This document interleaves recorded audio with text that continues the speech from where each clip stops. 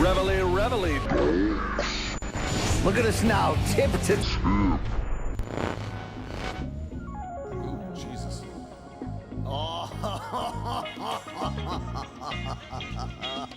Start the morning combat. Do you want a margarita? Yes! My God! To us, doing what we love. It's time to bang. Oh, how you doing, ladies and gents and ladies, hoes and pimps, and everyone in between? My name is Luke Thomas. That's Brian Campbell, and this is Morning Combat, your first stop on your combat sports journey each day on a Monday. And what a combat week to get hard on to start. Well, right? we just all of a sudden woke up with a morning boner. How you doing, everyone? A lot to get to. So we're coming off of a pretty busy weekend, I would say. We have UFC, Bellator, and ONE. But of course, we are setting the stage for what is going to be a huge week leading up to next Saturday. The UFC makes its debut at the Sphere, UFC 306, Sean versus Merab, and then Canelo versus Berlanga over at the T-Mobile, all happening at the same time. Lots to do. Let me ask you a question to just start it off before we even pull back the Band-Aid. Yeah. Is this the last UFC Sphere card or the first of a new generation? Because those bars are piling up quick that have that immersive experience, Luke. I feel like this kicks off a new generation. Yeah, so that's called COSM, C-O-S-M. There's one in L.A., there's one in Dallas. There might be. It's the last Sphere show, but I don't know when the next one will be. It's not like they're going to go back to it every year, I don't think. Well, I guess they could, but because of the prices, I don't think that they will. Yes. But I don't think they're going to do one and then never go into a facility like this anymore. I just don't buy that. That's a fair point. That seems impossible. We have a lot to get to today, so really appreciate you joining us. By the way, bit of an announcement. We're on the DraftKings Network. Shouts to our friends over at DraftKings. Oh, yeah. We love them very much. But we are being moved a little bit in our time slot there. Due to football season, Morning Combat will be on at 8 p.m., but it's morning somewhere. Yeah. It's like drinking a beer. It's happy hour somewhere. Foosball is for the devil, Luke, but we will be there at 8 p.m., so check that out on the DK Network. A lot of excitement on this show today, Luke. Max Holloway at 1 p.m. Eastern. Where's the horn? Where's the horn? There it is. To close the show today, Max is going to be talking. We'll talk Sphere with him. We will talk, obviously, Ilia Topuria. I cannot wait to catch up with that absolute legend, unless we get cootered really bad. You know? Listen, Max has always treated me really well, and he's a professional, but MMA being what it is, we can get cootered at any time. Can I tell you who has cootered me more than anyone else maybe in my life? Your wife? No. Okay. She's actually pretty great. No. I was going with a different meaning of the word cooter. I understand. No, in terms of prize fighters, boxing or MMA, and I've been dealing with it recently. It was going to be Bomac, but he actually came through in the end. Nice. He came through in the end. Yes. Frank Martin. Frank Martin has been insanely cooterish. Trying to nail down the ghost Frank. Yeah, Martin? he's been ghosting me a lot. Let me tell you. I had an episode with him too, trying to get him at one point. Yeah, it is what it is. Hey, they're fighters, man. They're living their life. They're training. Yeah. They don't have time for us keyboard warriors. Yeah, they're deeply unprofessional, is what they are. We are gonna have a great show for you today. We're gonna have some "Have You Seen This Shit" as well mixed in, so don't miss that. And Luke, if I could grift a little, today is the official hard launch or soft launch. I don't know, semi flaccid launch of the of my YouTube channel, The Brian Campbell Experience. You can like and subscribe and all that other BS, but just join the party. I've got some content coming out today. I got a lot of preloaded stuff. Okay. I got a lot of stuff in the chamber that's going to come out this week. What can folks expect more generally? Well, I definitely are going to get a large opening week as a statement, but we'll see as we go on. As you always say, BC, be careful. You got to feed this beast. Hey, listen, it's like having a pet, taking a pet home from the pound. Exactly. It's fun for the first week, but you got 10, 15 more years of this. So I'll be on the road at times, so it'll be down. But we're going to have, first of all, today, a can't miss interview with my favorite fighter, Rolando Rolly Romero, which is about as weird gets. So check that out. But no, I'm going to have an interview series called 20 Questions where I get inside the minds of people we know and like that are a little bit weird and maybe try to find out, even more about them. And we're going to have a lot of other weird content coming out too. It's going to be. At what point does it just devolve into you taking your pants down? See, that's a great question.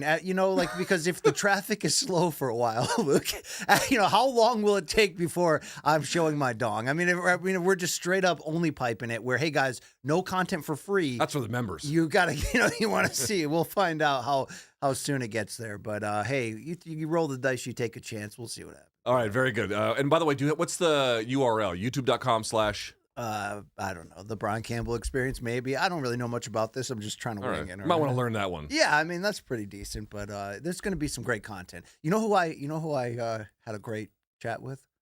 Rolly? America's himself. Randy? No, America's.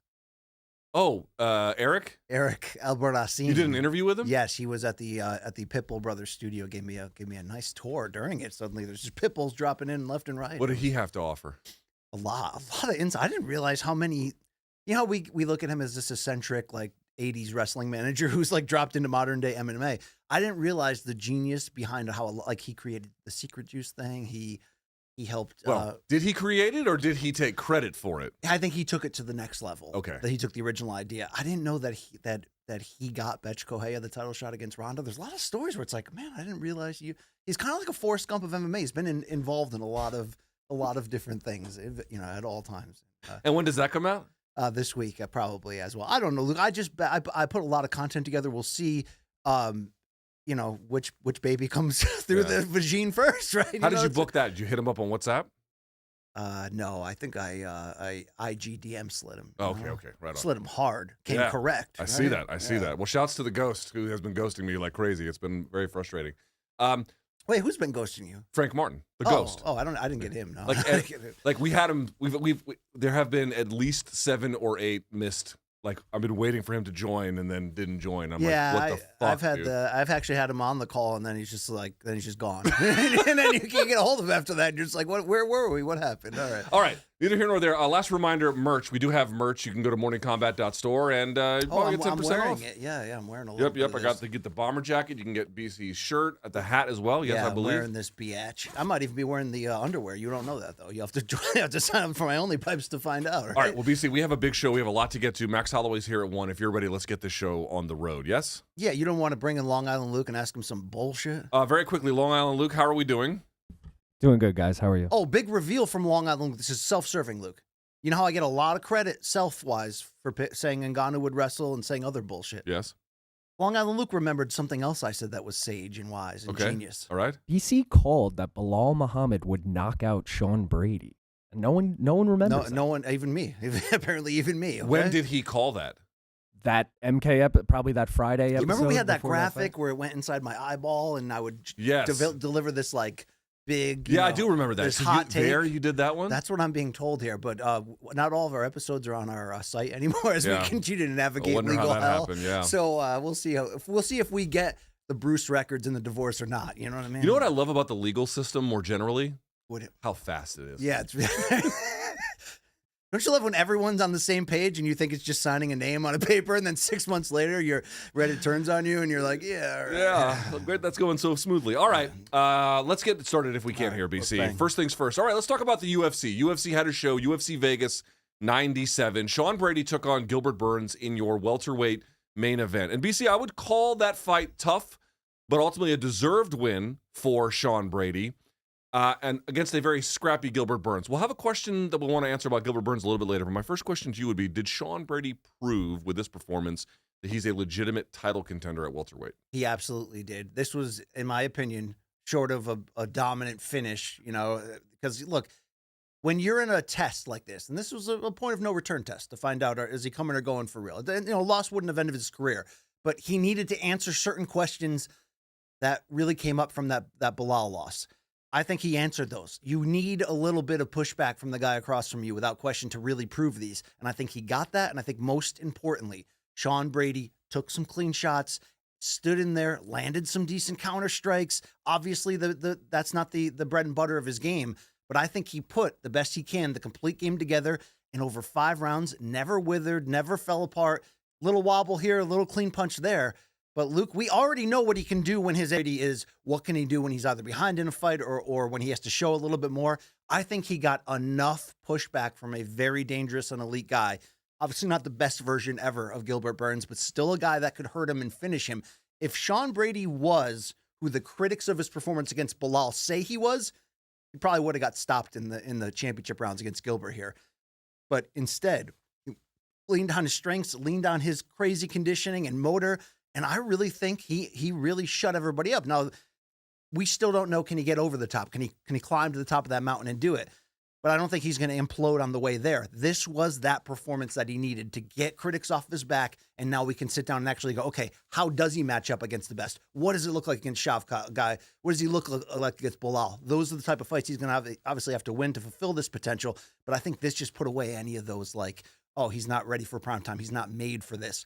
This guy's legit, and he proved it on the Saturday. I think I would say I very much agree with a lot of that. This to me was a tough fight for Sean Brady, but obviously he got the job done. Some of the stats, though, kind of tell you accumulatively what he did was really impressive. He scored 130 significant strikes to Gilbert's just 47. So, I mean, nearly tripling his output. And if someone told you that ahead of time, you wouldn't have thought that, right? You would have thought that he would have really had to win this on the ground. Which he did as well, getting 7 takedowns. Now, Gilbert got 1, but he got 7. Granted, of 17, but he got 1 in almost every round. 1 in round 1, nothing in round 2, but he got 1 in round 3, 2 in round 4, and then 3 in round 5. Really put an exclamation point on the end. I'll tell you personally what I thought was the most impressive part about it. 1, his cardio.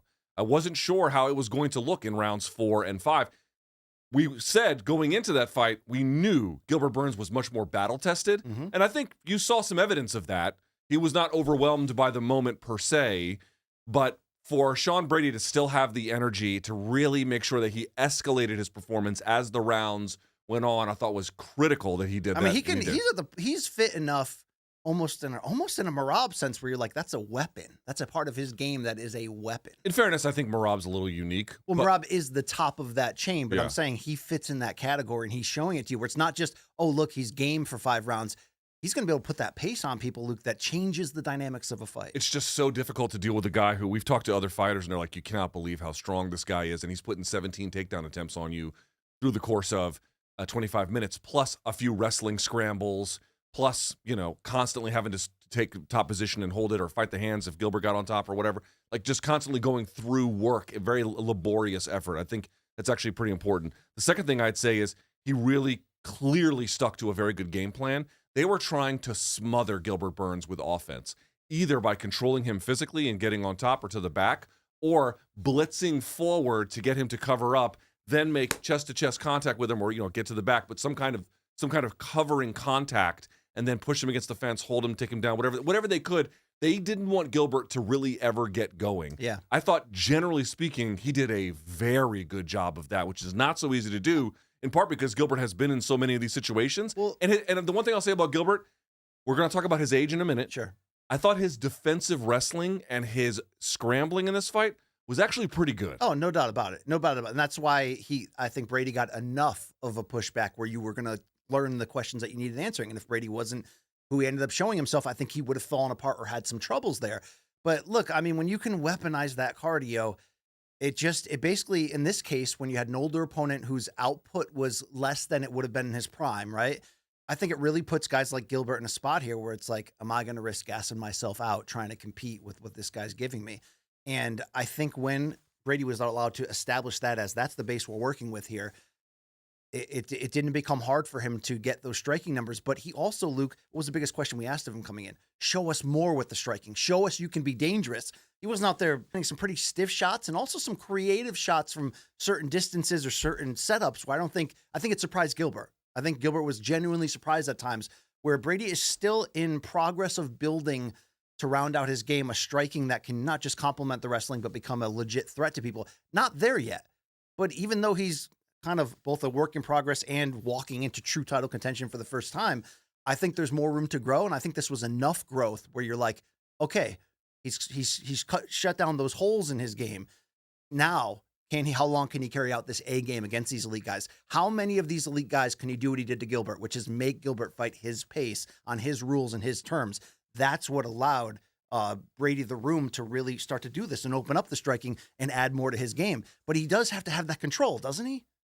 We've never seen him win a fight where he wasn't in full or at least firm control of that. Yes, I think so. I mean, it would depend on the quality of the opponent. But at this point, given who he's going to be fighting, yes, the answer is there. I will say, if you look at the stats one more time, in 4 of the 5 rounds, Sean Brady held Gilbert to single-digit strikes landed. 6 in the first round, 8 in round 2, 7 in round 4, and 9 in round 5. That is very, very difficult to do. The one thing I will say that I do think is an area for continued improvement, now I agree with you, I think the leg kicks of Sean Brady, to an extent the body kicks as well, the jab at times I thought was really good for him, and you saw some of those blitzing combos. These are all very good things. I still think there's another layer or two that he can build towards to really weaponizing the striking to make it less utilitarian and more like, kind of tallying in the score and more like the damage that has a noticeable effect on how the opponent performs ultimately in the end. I think that's a stage maybe he hasn't quite hit yet, but I do agree with you. Losing to Belal was not great. However, Belal became champion thereafter. He goes and runs over Kelvin Gastelum like it was nothing. And here he takes on a very battle-tested Gilbert and showed a ton of new wrinkles. To me, this guy absolutely, I think, showed he can contend for a title in this division. Do you echo what I said, that he showed me enough with his chin and holding off any form of implosion that, let's say it was Shavkat he had to fight next, which won't be, but let's say it was. I mean, are you fearful of him going in there and get picked apart and getting stopped? Did he do enough in the recuperative showing to give you more confidence in his game moving forward? Shavkat is a unique test, and I think you would agree with that. Sure. I don't think anybody comes out of a Shavkat fight unscathed. I just don't. I think everybody, win or lose, that's a tough fight where you're just it's gonna be a dog fight at times. I would say Sean Brady's got some of the skills you would really want to have to minimize some of those things. And so I think if he really had a good game plan and executed it on it, could he withstand whatever Shavkat gives him and then obviously, get his hand raised or perform quite ably? Yes.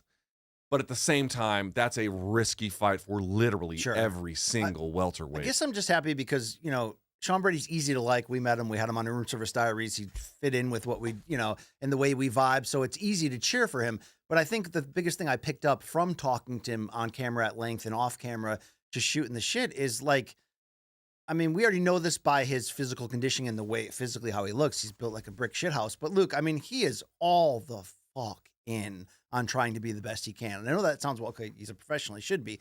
It's not always the case across the board, especially not on almost like this psychotic level he has of CrossFit and of just going to like extreme endurance sports. He told us he's just like addicted to that.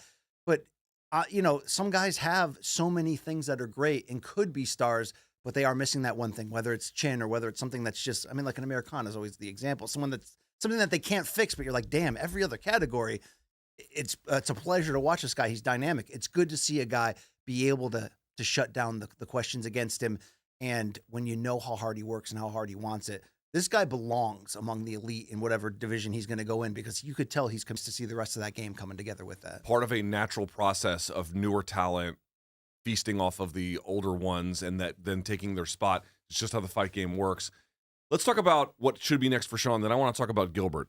He calls out Ian Gary. They apparently have the same manager. What was the way he called it out first? It was He hilarious. called him Ian Magado Cherry. That is just, it was accidental, right? It was brilliant. Dude, the guy was just fist fighting for 25 minutes. Cut him a break. No, I didn't know if that was like his planned, like. Oh, he should lean into it. Whatever, Ian Magado Cherry. Great call out. Perfect call out. Really, because you would say that Magado Cherry needs, he certainly needs, even though he's been coming on, man, and I really like the wins That's he's your putting new together. name. I was like, that's your new name. You're just now Magado Cherry over there. Yeah, for I'll take sure. We can't talk about that on camera. All right. So back to this. By the way, one day we'll get a Patreon show, Luke, where we can just spew absolute bullshit and then Just throw feces out the window. lose our jobs. Yeah. I like that because, Gary still has some questions to answer. He's further along in the process than Sean Brady. I like the wins he's putting together. I like the maturity and the evolution in his game each time. But there'd be a lot of energy in this fight. There'd be a lot of like, this is my moment to prove myself to then catapult to the title position. And if Sean Brady is starting to knock on that door, these are the names he should want and go after. So him calling it out like that, I'm into that. I'm into it. I'm into it for just a separate reason. Ian Cherry, the Magado, avocado, tomato. He loves to fight a particular way, which is very long range, sticking and moving, lateral movement, cutting angles, getting out of the way. Doesn't want to be super close to anybody, which is the opposite of how Sean Brady fights. Sean Brady wants to get his hands on you. Perfect contrast, yeah. Exactly. And so in either case, somebody has to solve a very specific kind of technical challenge that actually tells you a lot about how far they can go.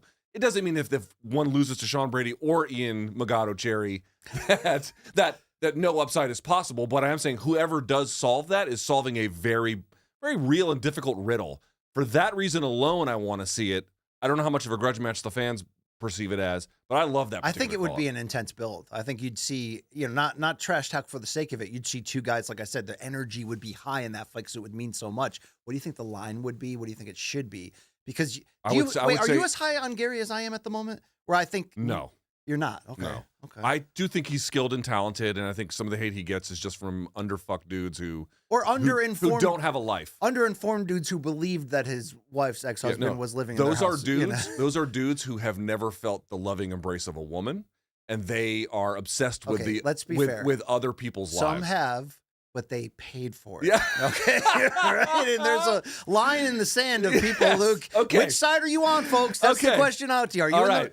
Fair correction. Yeah. It also involves people who pay for prostitutes. Okay, but that aside, I did not think he looked super impressive in his last contest, and I don't think his grappling more generally has been super impressive to me. He's got to answer more questions about the ground, but I don't know, man. He seems to get better in each fight. He does get better. No. Incrementally. I'm not saying. Yeah, this is not me saying he's a scrub. That's not me saying that. I do agree he gets better over time. This is why the fight is intriguing because I actually see they're different ages, but they're pretty much like.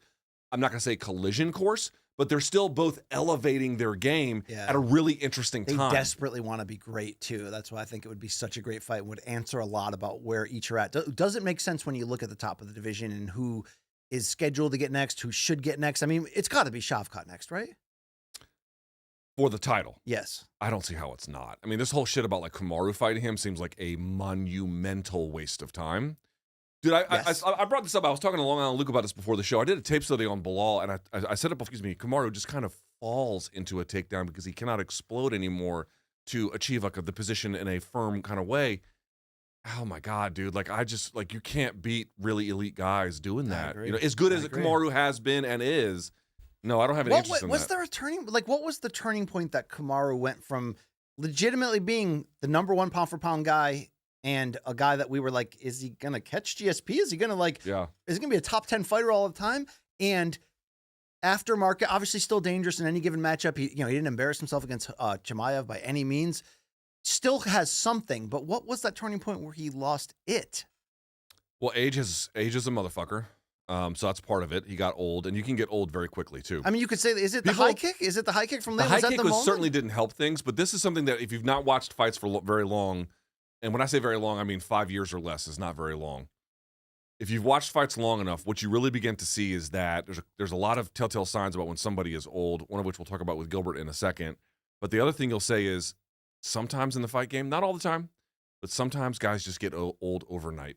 There's one fight where there's a difference and they never are able to recover. Could the head kick have facilitated that kind of I think the head kick pushed him process? Over. Do you believe that, because he had critics along the way while we were trying to basically fit his head for the crown of being like a top 10 fighter and an all-time great. There were the critics that are saying, okay, he's been looking great lately, but like he's beating Jorge twice, an older version of Jorge, and he's beating Colby twice.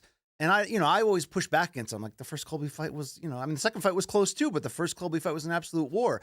Do you look at maybe he got old earlier than we realized, but wasn't wrestling as much and didn't show it as much? Partly because he was leaning into the striking. I'd have to go back and look at the tape more closely to really be able to pinpoint it. Yeah. But what I can comfortably say is at this stage, I think that's a waste of time. As good as Kamaru has been, second best welterweight I think of all time. I do believe that. Okay, but getting back to this question now about Gilbert. Here was my read. My read was that he made this more competitive than the statistics and ultimately the scorecards showed. I thought, in particular, his defensive wrestling and scrambling or the ability to reverse position on the ground was excellent and really made Sean Brady work for it. However, Gilbert is 38 years old. I believe I got that right. Double check that long. He is 38. He's 38. It looked to me, part of what was happening, BC, was that we talked about the smothering effect that they wanted to have on him physically, but also with the striking, and I think that played a role. However, he looked to me, and we have great respect for Gilbert Burns, he looked hesitant to throw to me. Yeah. And that is one of those signs that it's like, why aren't you throwing more? Whenever you're asking about a fighter, why aren't they throwing more? If they're not injured, the next question you need to ask yourself is, how old are they? He's 38. That is 38 at welterweight is not young. I think that definitely played a big role. I agree. I think I may just come to the ending point a little bit differently, where I say, okay, the first telltale sign is obviously a lowered amount of output. And that's what happens to a lot of aging great fighters, and you become more efficient. And he's done that. He's had to become more efficient and look to load up. Even when you look at the Jack Della Maddalena fight of what he was winning, with 145 to go in the third round, was able in that one to balance out what was left of this stamina that he has on this level. And he's fighting only tough guys. Obviously, if you run down his last 10 opponents, it might be better than any other name you can pick. He's just one of those guys that are fighting best after best after best in line next. I think in a matchup like this, because he's getting older, he has to pick his poison of the gas tank, Luke, the jar. It's not full anymore. So he has to pick his poison a little bit more on where he puts his energy. And I think in order to compete with these younger guys, especially a guy like Brady, who's all gas and no brakes, Luke, he had to put it in the areas that you praised him, in the defensive takedown stoppage, in the scrambling on the ground, in everything to not get overwhelmed by this guy. That what had to suffer, the amount of energy he has in the striking. And I also think when you got Brady putting on such a pace to him, if you're going to try to strike on that level at that pace, you're going to gas out. And that's why we saw him have to be more judicious on there. So this is that telltale sign. He's at that point where he can give the wrong young guy a tough night, especially even a riser like Sean Brady kind of was coming off of that Gastelum win, where it's like, okay, if Brady wins this, he's going to catapult into contention. He still can stop those guys, whether it's knock them out to prove that or get a close victory. He still has 5-round stamina, which is not easy to do at 38 with big time mileage. But no, he doesn't have the young legs on that level to.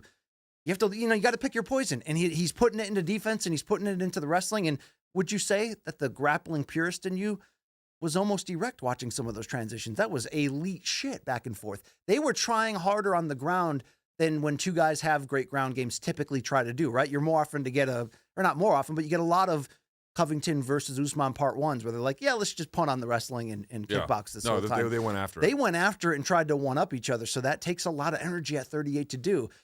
Gilbert is so smart that he can still compete, but he's done competing for the title. Let's be fair enough. I think that's probably accurate. I don't know how much more you can say it. I think you're right. If Brady had made a couple more mistakes, maybe it's a different fight. Or what about BMF for Gilbert? 38, I still think is a little old for that, but I wouldn't be super opposed. But I don't think he's the right candidate. Because if you put the BMF stamp on a fight, everyone expects to go in there and brawl, right? I will tell you, we didn't really discuss it on this show. It's something I've talked about a little bit on my live chat, which is one thing that you were gone for. You were on vacation when ADCC and CJI happened. Sure. Something interesting was noteworthy. Jason Nolf, Michael Pixley, some other guys. These are guys who were elite, in certain cases anyway, collegiate wrestlers who have no fucking interest in MMA anymore. They just want to make money doing pro grappling. And they're great at it. They're really, really good at it. Michael Pixley's a purple belt, and he submitted Merab, granted partly due to injury, but he threw him, and that's what caused it. It was a big deal. My point being is, Burns might be able to make some good money doing pro grappling at this point. He's got a big name. But he's too much left in the MMA tank to need to talk about that. Well, okay, you're 38. How much more brain damage? Hold on. How much more brain damage is key, but his contemporaries like RDA, these other Brazilian legends who are still at it and still hard. Even Shogun put on a 5-fight win streak. Shogun's got enough CTE. I'm not saying it's not Brazil, true, but his life in later stages is if they you're only not, know one way. Is what I'm saying. If you're not concerned about what's going to happen to him later on in life, I don't know what to tell you. I'm using him as an example of the worst example imaginable. Okay, how about Glover, a better example? A guy who didn't take as much danger or as much fair damage. Enough, but he was a good striker. He fought till these guys are 40, able to linger 41. a lot through the combination of smarts and just sick toughness. Gilbert is and all smart. that. Gilbert is self-aware. I agree with all that. I'm just saying, if you can make $75K in a grappling match, the OnlyFans crossover with Gabby at this point, right? If you can get her in that leg lock, you get just butthole. Yeah. I mean, pierce nipples and butthole. Okay, BC, let's go to point number 2 here. We'll stay with UFC Vegas 97. We'll talk about some other things that were on the card. How about that co-main event? Natalia Silva coming back after her sister died. We're not sure about the circumstances, but it appears to be drug-related, and obviously that is insanely tragic. So for her to come back and perform as well as she did against Jessica Andrade, where Andrade, BC, was all over her and yet was getting pieced up, essentially, not quite, but essentially head kicked and late in that third round, just walking the entire time. How impressed were you with Natalia Silva? hugely impressed. I mean, even as impressed as I was with Sean Brady in the main event, I was more impressed here with Silva because, again, Silva we know as a volume striker, heavy on speed, good cardio, all of that, but a decision machine at this level for the most part. The big question was, what's she going to do under pressure against somebody who's still a very elite slugger, at least in Andrade, no question about that, who commits to getting, I mean, even in the final 2 minutes of that fight, Andrade is committing to getting in that pocket, eating big shots, and just throwing. But Luke, if Silva wasn't tough enough to take that, she's never going to get to what her win streak made her look like, a potential title prospect. She had to pass the test the hard way. She passed the test the hard way. She took huge bombs, never withered, never took a back step, was always able to then reset and get right in and deliver damage. Luke, you can't tame Andrade. And to be honest, Silva barely tamed Andrade, barely, right? But you can't tame someone like that unless you can hurt them, unless you can give them pause. Did Silva give Andrade pause? Well, not really, because that's what Andrade is made of. She just keeps coming. But Luke, she legitimately, for someone that's not a knockout puncher per se, had a couple really nice stoppages in the early part. She's sitting down, especially on the high kicks. She's a threat with that. All while moving backwards and laterally. I mean, we're not even talking about that. That part alone is insane. The combination of her stamina mixed with how active her offensive guard is. When she's coming after you, her hips are constantly teasing like she's about to throw a kick. Even when she's looking to just set up jabs, there is so much energy being used, but it puts that threat on you constantly. There are fighters that can keep up a high pace and put that threat on you, even if they're not knockout punchers. A lot of times it comes down to, can these fighters take the punishment that will come back to them from the elite fighters?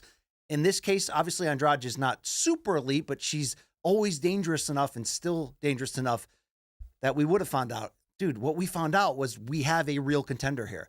I mean, would you say that she seems to be wired for greatness, Silva? She does. And by the way, understand the context too. We know that Andrade has been up, she's been down, but she came into this fight having wins over Mackenzie Dern and Marina Rodriguez. She seemed revived, right? She seemed absolutely revived. But what she got shown here was somebody who was maybe not physically on par with Jessica Andrade. And frankly, I'm not really sure who is, maybe Tatiana Suarez, but there's not many people, but was technically a much bigger match for her than she was ever prepared for. One thing on this, Natalia Silva, 117 strikes, Jessica Andrade, just 50. More importantly to me, this is how many she landed Silva in the first round, 33, second round, 37, third round, 47. It got worse as time went on. That is the kind of thing that I look for when I see, okay, you had a tough fight against a former champion, no less. Did you limp to the finish line or did you fucking sprint? And she got hit. Sprinted. And she got hit late, meaning Natalia Silva. She got hit late in that third round with the kind of shots that, okay, maybe she wasn't in danger of getting knocked out, but look, we've seen people in that spot kind of coast to a victory, like you're saying, or kind of just defensively circle away. She actually dug in more and let the shots go. So, Luke, the speed is elite. The way that she sets up her offense seems pretty damn elite. The chin was good enough to pass a very tough test. Chin was actually really good. But you know, when you look at, so when you have that ability, and I know Andrade is not a monster. 91. Andrade is not known for being, I mean, she can wrestle, but she's not known as her calling card. To have that in your back pocket, now you start to go, okay, let's actually look at the names ahead of her. Is she a true title contender? Look, she matches up pretty damn well with most of the fighters in this very good division. Here's her list of names on her resume from the UFC. Jasmine Jasdavicius, Teresa Bleda, Victoria Leonardo, a couple of ones in the middle there that maybe you don't care about. But then Andrea Lee, Vivian Araujo, and now Jessica Andrade. And this was one-sided, if anything. I absolutely think, one, this is yet further proof that 125 is the best women's division, which was not the case just a few years ago. It has absolutely transformed into one. And second of all, this was so impressive and so exciting that it has made me confident she could not only contend for a title, but win it and hold it. Wow. Yeah, she's got something special going on. I mean, imagine her against Grasso, Shevchenko, Ferro. Suarez is at 115. Oh, that's right. Sorry, what am I saying? Dude, this division's very good. And I mean, you still need to see more, but talk about answering enough questions. Yeah, these this are big is the questions. kind of one where this was a level up fight. Yeah. Can you do it? Can you be at this position? A resounding yes. Dude, is her the answer. against Grasso would be a high output, high level fight. That'd be very fun to see. And the question of who can hurt who, you know, again, to your point, she's hard to take down. Yeah. It's not so susceptible there. Couple other notes from this card, BC. Matt Schnell retired in the octagon after getting submitted, I believe, by Cody Durden. In a fight that Durden got pieced up early. Yeah, well, I mean, Matt Schnell's talented. He's not like unbeatable, but he is very I talented. hadn't realized how bad that recent stretch was for him that led up to this. Yeah, decision. I think he's lost 5 of 6, something quite like that. But He's got finished in 4 of his last 5. yeah, I mean that's tough. Well, okay, but he also has one of the great comebacks, quite literally, Subaderji, in the Subaderji Yeah. fight. One of the great comebacks, frankly, in MMA history. Here's the thing that I'm going to ask you about. Not so much the fight. I don't really care too much. Fun TV fight. Fun TV fight. Yeah. Should he have gotten a little bit of mic time as he retired? He kind of snuck it on them. I don't think even with the losing that you could have predicted this because he's only 34 and because he's in so many of these fights. Yes, he'll end up the streak, especially when you add in the amount of stoppages that Long Island Luke accurately inserted. It raises more questions. And if this comes to where he just is a smart fighter who hits a limit and says, you know what, it's only going to be, diminished returns, as you would say, from here, and then the addition of head trauma, then maybe it's just a smart decision. But I didn't think he had that many losses in that streak. But I think he snuck it up on them. He kind of just, threw them in on the side and maybe wasn't looking to make it a big deal. I'm sure there's ways you could have orchestrated that or communicated it and gotten the opportunity, but I mean, it's nice. It's nice to give somebody the mic in that situation. You have to know, though, where they were in the broadcast and how much they had already stalled. There are times when it's just sort of like, cut the interview. We're not even going to do one. We have to go to the next fight. It didn't feel like that. So I'd like to have seen it, but I'll tell you the truth. The first time I thought about it was when you asked it on the rundown. I hadn't necessarily thought like, oh yeah, I have this weird taste in my mouth that as much as I love what Michelle Waterson Gomez has brought and sort of what her legacy is. You didn't like her getting mic time? No, they just kind of they made it like a ceremony out of it. I see. And I was just like, she was. Here's the problem. I mean, I know her. She I was know pivotal. her resume. I know you know this, that. but like for fans who are like newer, she was, and again, last 5 years, as I would call newer. She was extremely relevant at a certain point in time, and a very important fighter for the women's divisions at a certain point in time that has faded substantially in the last 5 years. And so people are like, well, what the fuck is she getting all this, heroism shit for? They gave her a Joanna type, like, red carpet, like, on not the quite way that up. much, but maybe it was relative to what sometimes people think, well, why can't you do this? And there actually ends up being, like, when you talk to producers on shows, and you know this from calling fights, sometimes they have a very strict timed rundown, and once you make a change here, it causes problems all the way down, which you can do for certain kinds of things. Like, imagine a fighter had like a seizure in the ring and they had to talk about it or something. Yeah. You can do it then. But I'll say this, like, it goes back to the fighter pay debate. Matt Schnell has been I've interviewed him many times. I found him to be, I disagree with many of his conclusions, but a thoughtful guy. Where's he from? Originally, I think he's from Louisiana, and I think he ended up in Texas, maybe somewhere else now. But the point I wanted to make was he was a vociferous advocate for no fighter union and for the pay that they get. And basically not just that, but like the way in which everything was structured for What was fighters. his quote? I want to negotiate it myself. No, I appreciate the opportunity to negotiate it for myself rather than having collective bargaining.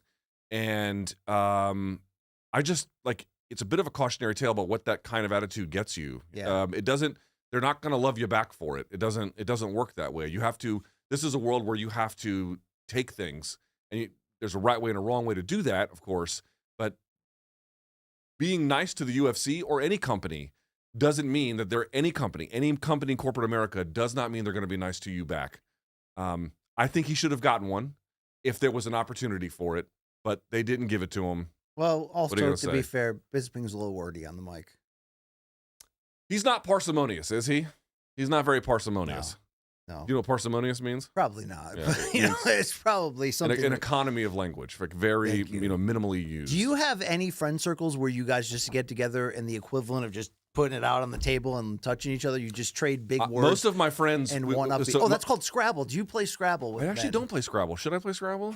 I don't know, but you love shit like that. Well, I mean, people who don't have a very good vocabulary think I'm people from a factory town. think people who do, they call these things big words, whereas it's not big words. It's just part of my vocabulary. Like, there's not a distinction between big and small.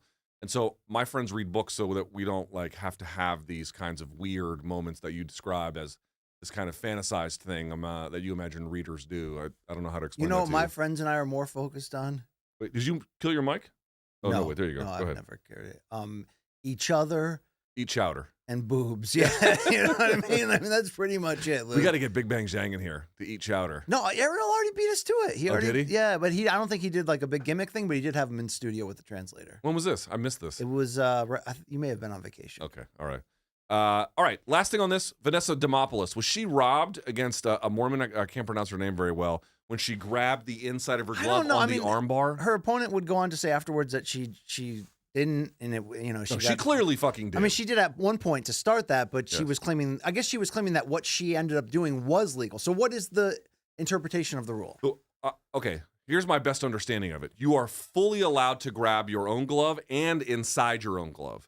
You are only allowed to grab the outside of someone's hand. You cannot put your hand inside of someone's glove. Okay. And she did. But the question, I don't think, is so much did she do that? I think the question they were trying to answer was, did that meaningfully contribute to her getting armbarred? Yeah. Well, I think the problem for Demopoulos, and they rightfully called her out on the broadcast, I thought, was that she spent too much time arguing in a very key spot, right? It was just before she got extended and put into that armbar that she was wasting a lot of energy and emotion yelling at her opponent and the referee. I'm not against a fighter for trying to vocally point something out to make a big deal of it. You do have to kind of play through until you hear the whistle in these type of situations, no matter what's happening. I disagree.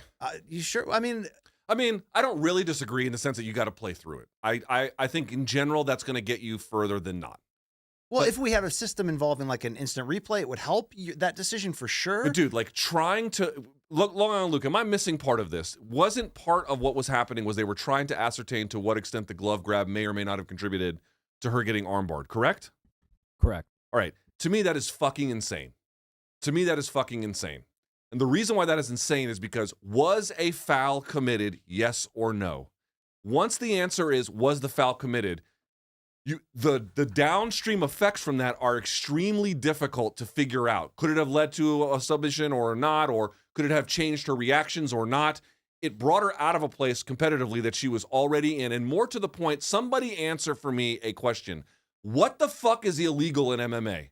Because I don't know anymore. If it could be a minor foul in basketball, if they see it, they're going to fucking call it. I watched football yesterday. A lot of yellow flags, sometimes for guys lining up offside, sometimes for more egregious ones. Pass interference. Would he have caught it? Would he have not? They still throw the fucking flag. Yes. We have done the wrong thing in MMA, where we have gone after the judges and been like, the judges are the problem in MMA. And I'm not here to say, BC, that the judges, we can exonerate them, that there is no issue.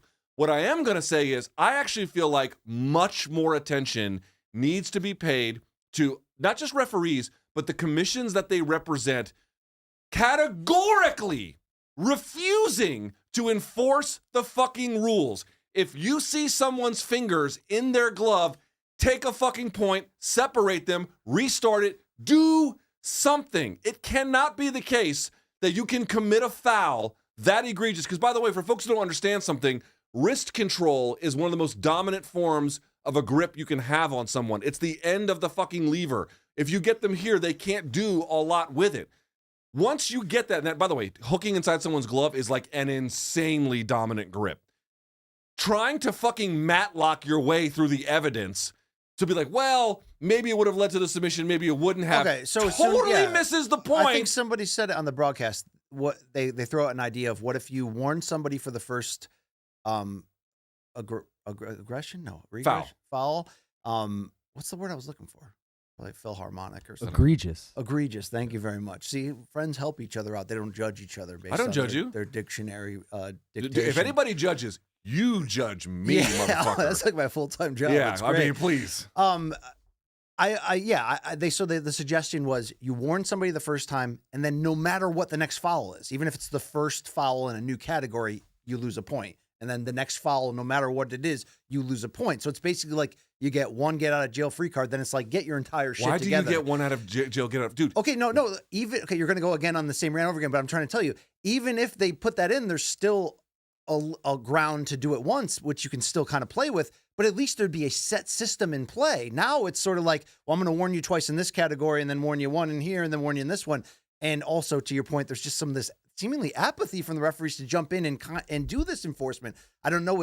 Are they being told by the commission there's a fear that this plays into the scoring and it becomes too much of a controversy? Then you got Dana saying that point never should have got taken away or whatever. You have to establish early in these fights that you are in control and that this stuff won't won't become have done what she did, which is basically spend more time yelling to the referee and opponent and open up the room to be armbarred. She's got to fight through that. You got to play to the whistle on that. Then afterwards, maybe you go to the referee and you say, look, I know we may not have instant replay here, but what the fuck? You can't do that in that moment. You're going to lose the fight. You can't then just stand up and complain. Why is she even in that position to begin with?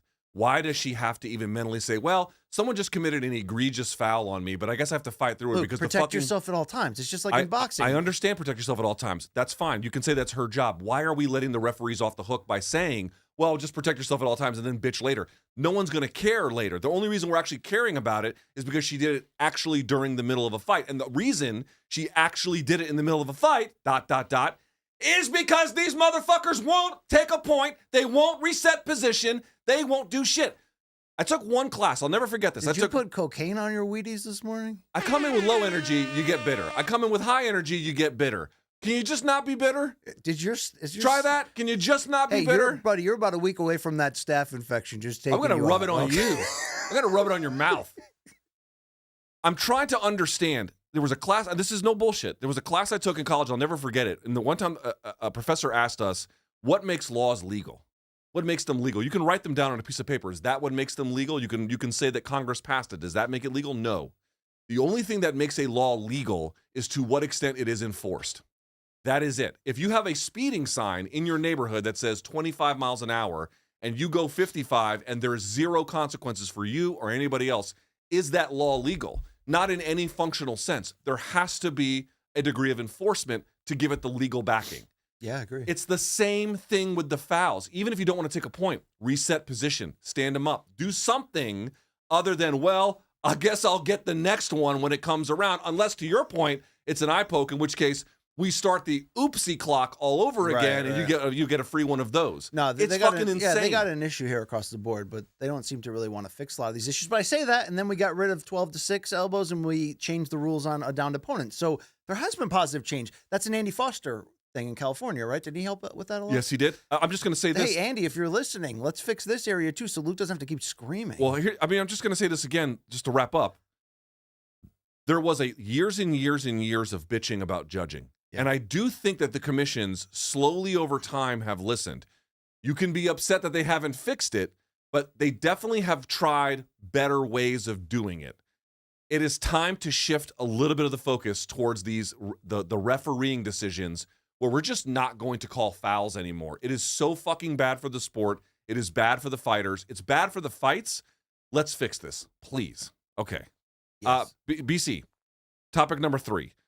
We're going to have a bit of a grab bag here in this one. So there were 2 other events that happened over the weekend. 168 in Denver, Colorado, and then Bellator San Diego. BC, there wasn't anything on an MMA consideration that was super important that happened on this one card. Obviously, Jonathan Haggerty got sent to hell by Superlek in 40-something seconds. An incredible win. Should we be watching Superlek now on a Rod Tang level, where just like whoever he's fighting, any discipline, we got to be there? Again, this is the biggest weakness that I have in my combat sports analysis is kickboxing and Muay Thai. Okay. But as I understand it from people who specialize in those things, Superlek might be fighter of the year and might be like the fighter of the decade. Like he apparently is the fucking man. So, and Haggerty, I was expecting full-on violence, and this dude just got wrecked with one elbow. It was insane. But put that aside, the bigger news was Demetrius Johnson retired from MMA at 168. He announced it in the cage. He will continue to do some grappling events, which I think is great, to the point about Gilbert earlier. By the way, they're the same age, 38, granted flyweight, that's different. But simple question. What is DJ's legacy in MMA? He's a pioneer in his own win that 4-fighter tournament, become the inaugural champion, and then go on a history-defining run, currently holding the record for UFC title defenses. But even bigger than that, along with being maybe the most complete fighter in MMA history, which could be the first line of his fighting, obituary when it's all said and done, and it looks like to be all said and done now. I think even bigger than that, he's one of the best 5 fighters in the history of this sport. The upper room, the extended Mount Rushmore, whatever you want to call it. I like to imagine it as a table, at the very, you go to the 3rd floor and then there's the pull down ladder and you climb up and there's one more table at the top. To be able to walk away from your career on top, by the way, at least where he's at, and literally be elbow to elbow with John Jones, GSP, Fedor, Anderson Silva, and not have people going, "Oh, hold on, that's a hipster argument." I mean, you can make a hipster argument, right? For Khabib as the GOAT. That's been a topic lately. We did it on High Court. But it's also hard to make that argument. Luke, it's actually not hard to make that argument. Demetrious Johnson is one of the 5 greatest fighters in the history of this sport. And in his own division, he's also a sort of pioneer. He's also maybe the most complete pound-for-pound fighter of all time, if we're actually saying who should be pound-for-pound number 1 all time. Not in your accomplishments, right? But just sort of like your complete game. He also has that in his back pocket. I mean, look, it's a shame he didn't get paid what his greatness was and that he didn't have a bigger appreciation and following. And we've been up and down that road a million times, especially as it pertains to UFC and headlining title fights on fight night cards and all that. But this guy was about class and he was about greatness. And it's hard to be the cynic critic and go, okay, BC, good take, but what about this and this? He kind of covered all of his bases. And that's sort of how he was as a fighter. If you didn't think he had this or you didn't think it was exciting, suddenly he's knocking you out. And you didn't think you can do this, suddenly he's winning a fight just by taking you down and dominating. He could literally do it all. He's one of those fighters that years from now, the thing will age like a fine wine and you'd be like, man, I was lucky to have seen him in his prime because I don't know if we're going to end up seeing a fighter all time that across the board was as great and perfect as this guy was. That's not a crazy thing to say. And that's some of the craziest shit I ever just said. That's how great he was, Luke. I don't think any of that is hyperbole. He has a claim, a legitimate claim. You can rank others ahead of him if you want. It's fine. But he has one of the very few fighters, 5 or 6, I would say. Let's see, Jones, Silva, GSP, Fedor, Demetrius. Aldo is kind of in that conversation as well. Okay, but... Hey, DC's not far away from that. A lot of slander out there. You guys kidding me? You kidding me with that? All right, I don't put him in the same categories as other guys. But for sure, Demetrius is. Demetrius is in that conversation. Easy guy to say has a claim on the very best of all time. I think what I'm a little bit more thinking about is not so much that one, which is an easy argument to make, right? That he belongs in that group. Sure. Give me your best theory about why the fans were so ambivalent, if not a little bit rejecting of Demetrius during his UFC run, only for him to end by being embraced and celebrated as a hero, which, by the way, better late than never. I'm not saying it's a bad thing. I guess I'm just trying to get you to tell me, how did we get from there to here? What's your best guess? Some of that is, in hindsight, how Dana talked about him at times. I know Dana right now is saying a lot of things like, I always stood up for him. And I don't know if that was always the case, right?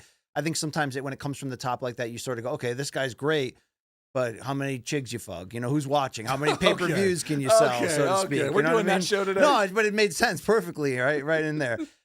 So I think at times it's easy. And I think it was always behind the 8 ball because when men's flyweight had novelty to it, because it was like pinball fighting at first. Look how fast these guys are. They're so tiny. They could be the size of my teenage brother, but look at how crazy they are and fast. And then we sort of got our one dominant guy, our Tiger Woods type of version of that. But maybe it was in crossover charisma he was lacking, or maybe because it was a novelty niche division and then he just became so dominant, even though he always did the right thing. So maybe I'm going to answer my question both ways. Maybe all that sort of apathy built into, look at this guy, can't even headline pay-per-views, there's fight nights, to going, okay, he's great, but still not answering all these questions because, maybe you heard Dana said it, or maybe, like I said, flyweights never did it for you. But the reason why it's come all the way around and he's so beloved today is because you got to give him credit for how he played his hand. And like I said, you will look back and say that guy should have been paid more, that guy should have been treated better in so many ways. But he was never one to complain about it and overly campaign for that. He has always had that centered peace and peace of mind. It's just a fight. When he lost to Cejudo in that rematch, he didn't complain about the close decision that probably should have gone his way. He wasn't out there campaigning for an instant rematch. It led to him being traded, but yet he still found a way to get paid in the long run, to have incredible longevity and still be in fights that mattered, that we cared about in recent years, and to exit on his own terms now, seemingly with his stuff, very good and well together. And you're never going to complain or pick holes critically what he accomplished. Maybe outside of didn't move back up to bantamweight in UFC in his later years to really find out how great he really was, but he didn't have to do that. He always went by the beat of his own drum, never got too emotional into the game. and still found a way to get paid. I think when he gets to this point now and doing it his own way, you can only applaud it because the game speaks for itself. His resume from I mean, how can it get any better? He's one of the 5 best fighters of all time, and you can actually make the case. You can actually make an argument that he's the best. Yet I still think his resume is going to get better over time, and the more people go back and unfold it and appreciate it more. But I think he played his hand as well as you could ask. And there's a lot of ways this could have gone sideways, or his ego could have taken over, or it could have been all about money, or him versus Dana, him versus UFC. And he just played it professionally. And what you get from doing that is peace and peace of mind. And he's now walking off on his own terms, and he's going to go do whatever the hell he wants and have a great time. That's kind of how you wish it can be done all the time. It's just hard to do that. It's hard to be that mature and poised and to stay great, even though you're not maybe always getting rewarded or always getting the respect and love you deserve. I love the way he's walked it out across the board. I think he's done well. I have a slightly different view of this. So again, there's simply no question about his place as an all-time great. It's quite entrenched. But the issue about like why he was never a bigger attraction, I have mixed feelings about a little. And the reason why I would say that is because he obviously was like, you could recognize how great he was from the word go. But like some of the numbers around him, the math is not exonerating. So for example, he headlined 4 UFC on Fox cards. Granted, he has the 4th best one of all time, although that was in 2013 when was the 4th event ever on Fox. He had one in the top 10, but he had 2 at the bottom, and he had one of only 2 that got less than 2 million views. Also, he was the co-main event, I believe, or on the main card, certainly in title fights, on 2 John Jones cards. And then he got put into title fights, and they would still do only 100,000 plus in pay-per-view sales. It is fair to say that there just was not necessarily a rabid, automatic, enthusiastic response. He didn't have that type of personality also, even though he was... And hobbling his Microsoft connection did him no favors, and that's the thing. But I will tell you what. I think sometimes his fans argue if he was promoted right, he would have been the biggest star. I simply don't believe that. But what I will say is, and to answer the question that I posed to you, here's my theory. Tell me what you think about it. When he went to 1, remember, the UFC wanted him to fight TJ Dillashaw in 2017. He's like, I'll do it, but you got to pay me more for this kind of opportunity. And they were like, no, we're not going to give you pay-per-view points. We're not going to do it. And he ended up fighting Ray Borg instead, which created, by the way, one of the most memorable moments in a UFC title fight finish ever. Last second. But when he went to 1, the automatic posture was, the king is here. Look how lucky we are to have this guy. And he had a loss, obviously, in 1. It wasn't all perfect. But the entire world that he entered there was all about, let's celebrate him at all times in every way that we can. He had memorable fights with Moraes. He had memorable fights with the mixed rules bout as well. He lived up to his end of the bargain and was still getting good, obviously, through the whole time. When they made their U.S. debut, he was sort of the face still, the ambassador. When he was around, people forget GSP was around at times as well. John Jones was at times around as well. Silva was around. It was hard to stand out. But when he went to 1, he was the guy, and they were thrilled to have him. And I know 1 has a lot of problems, but I actually feel like that did a world of good for how Demetrius Johnson is viewed today and will be viewed historically as well. And I dead wrong myself in real time. You said Borg, and I was thinking last second submission. Borg was the flying submission. Where he picked him up in the air. And who was the guy he did in the last second of the fight? Horiguchi. And that win only Another gets better. win aged that win well, only, yes. Yeah. I mean, for a guy, okay, but doesn't that even bring out even more how incredible he is that he's in this conversation for not being a commercial force? That even speaks even more to how great he needed to be. Like I said, it's hard. You actually don't. Here's the thing: it's hard to pick apart. It's hard to pick apart. I'm just saying, in a world where we would have more options, we don't have many options. DJ had options because he's DJ. Yeah, and they did the whole Ben Askren trade and everything. In a world where we have more options, not everybody is going to be a good fit for the UFC. Some guys are going to be much better fits in other places, and we can't really appreciate this because we only have UFC and then Bellator getting booed out of every venue that they seemingly go to, even after they change ownership. But at 1, DJ found a home where people really wanted him, and they really cared about him, and they really stuck to that. And he was the big fish in that pond, and it fucking worked. It fucking worked. Devil's advocate response here, just on like, this means he won't fight in the UFC, right? Because he's for everyone having contract issues with one right now, and people are like posting things on Yes. Instagram and then deleting them, and big name by the one way, fighters. by the way, I reached out to Gary Tonin via email. I have not heard back. Okay, and that was the guy I'm referencing in that case. But we've seen other people talk about it open and honestly. If he let's say he wanted to. Let's say there was a world where he cared about a trilogy with Henry Cejudo, right, or something like that. He can't just do that, right? He's probably deep into a locked one deal, right? So this is probably One is not known. I mean, the Ben Askren trade was the exception that sort of proves the rule kind of thing. Yeah. Dude, I mean, people won't even speak about what, dude, let me tell you something. I have been to gyms in the last year, okay? And I have talked to fighters at one, and they are terrified of speaking out. Partly because there are contractual provisions that are almost acting like non-disparagement clauses inside their deals. But when I tell you that, like, you haven't even scratched the surface of pissed off one fighters, like when Buchecha makes a post or something, boy, that rabbit hole goes deep. Well, now Chatri's got a black belt in BJJ, so I wouldn't speak out either. Hey, did he do the post-fight press conference? Does anybody know? I don't know. Did nobody ask him about, hey, Ranier de Ritter just told you guys to go fuck yourselves and took fights in the Middle East? You can ask Chatri questions like, I guess not. Like bare questions without a setup to protect him. I don't think so. I mean, we almost got him on the show that time, remember? Yeah, right. Who, Ranier or Chatri? Chatri. Dude, Chatri has promised to be on one of my various podcasts. I had him on my pre-MK pod. Yeah, because he doesn't perceive you as a threat. That's why. You better. Yeah. Wait, are you putting him up in Joanna level in terms of grudges here? No, I don't care enough about it to say that, but I just mean like it was very. Frank Martin misses out on interviews because I just think he's donking it up. Chatri was clearly like making strategic avoidance. All right, very quickly, Mikey Musumeci was hospitalized with a terrible weight cut. By the way, does he have a hole in his lung? He tore a piece of his lung. I just want to point out.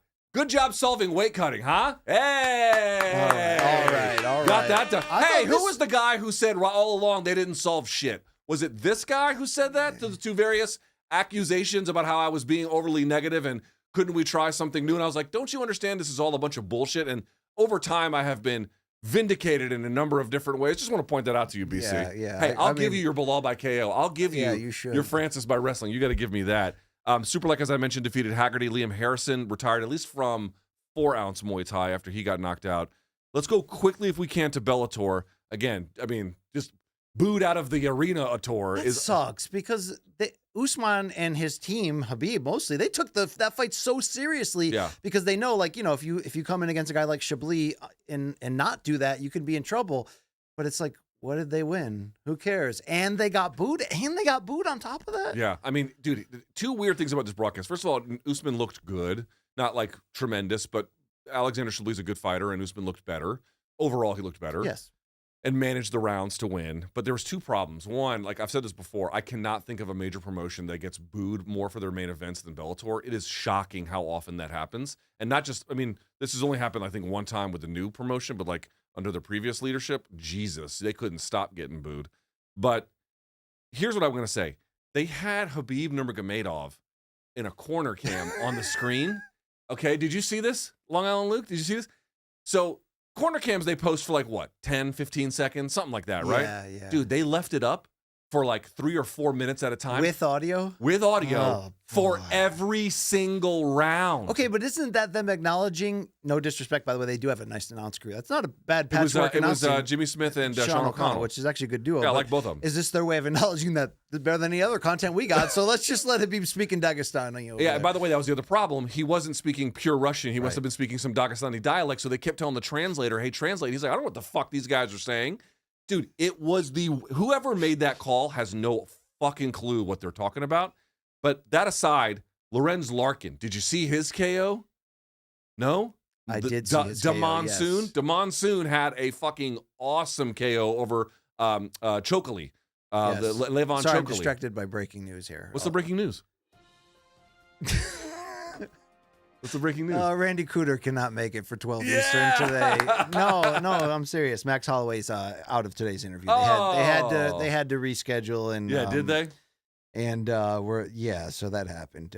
Is he doing any other shows today? I don't have an answer on that. It'd be interesting if that happened, but be on the lookout for it. I'm sure it wasn't. I'm sure this wasn't a nefarious attempt by anyone to undercut us, Luke. Things happen. Listen, if he ends up Things on another happen. show today, just know that we confirmed with his people today right? I'm not blaming Max. I mean, who knows if wires are getting probably crossed. got a schedule moved around, like what happens. I'm just pointing out. Sometimes PR guys are like, you have this interview block from here to here, and then maybe a fighter's like, no, I'm supposed to be working on my BJJ. This is why I don't chase down interviews hardly. It can burn you. We are on a stretch of humorous burning right now. No, this is just what happens. Like they're just not reliable. The process. I mean, the process. Max is amazing, but we love Max. We'll have him on any time. But like, this is why I don't chase him anymore, because just the gremlins get their hands on these processes and they tear it up. You know what I mean? It's midnight. The Mogwais have now have now turned into full. Did they say why? What did they say? Standard business stuff, but the schedule issue, they have to reschedule. They had to move. Sorry, they had to move the interviews to the afternoon. Because I'm just saying, if you see him anywhere else today, you're taking. I'm not taking it personally. I'm just saying, if you see anywhere else today, the reason why it got moved from here is probably fuckery. I'm just going to point that out. Could you give him I mean, maybe he's going to take a dump. You know, maybe, no, it could be. Maybe he's in a Joseph A. Banks and it's flush number 4. Luke, I'm not blaming Max. I'm saying it could be the PR people doing it. Anybody. It could be anybody involved in this process. Therapy session right here. Maybe we can get you closer to forgiving Ioana if we keep talking about this. I don't care that much anymore. You care more than I do. More time for my shit, right? That's exactly right. I'm just saying, if you see him anywhere else, something's up. All right. We can move on from Bellator because I don't know if anybody even watched it. It was a nice comeback from Lorenz Larkin. We'll see the highlight. No, we won't. Not much of a comeback. I mean, he was pushed around a little bit in that fight, and then I don't mean comeback from in the fight or in his career, but this is his fight back again. Look, here's the bigger question, bigger conversation, and we have it a lot, but it's sort of like, okay, let's live under a guise that PFL isn't actively using 2024 to shoot themselves in the foot over and over again. Let's say that to the rumblings we either thought or heard or whatever, that maybe there's a contract situation that means Bellator has to go on like this for 2024. Mm-hmm. But if they don't come out in 2025 with a unified front ready to swing big, you know what I mean? Like a slugger going, man, I'm gonna have to use the cream and the clear in this offseason because I need to compete in this contract year. They're obviously fooling themselves. So Luke, the move here, because the question is like, Usman Nurmagomedov and, Habib afterwards says, I think he's the third, I think I was the best lightweight of all time. And now it's Islam and now it's going to be Usman. And, people are going to talk about this dynasty forever. And I'm like, I hope they will. But right now, Usman and Patchy Mix and Johnny Eblen, they're in absolute no man's land. They're on the other side, the south rim of whatever planet on Dune 2 in the desert there, Arrakis. B.A. Baracus.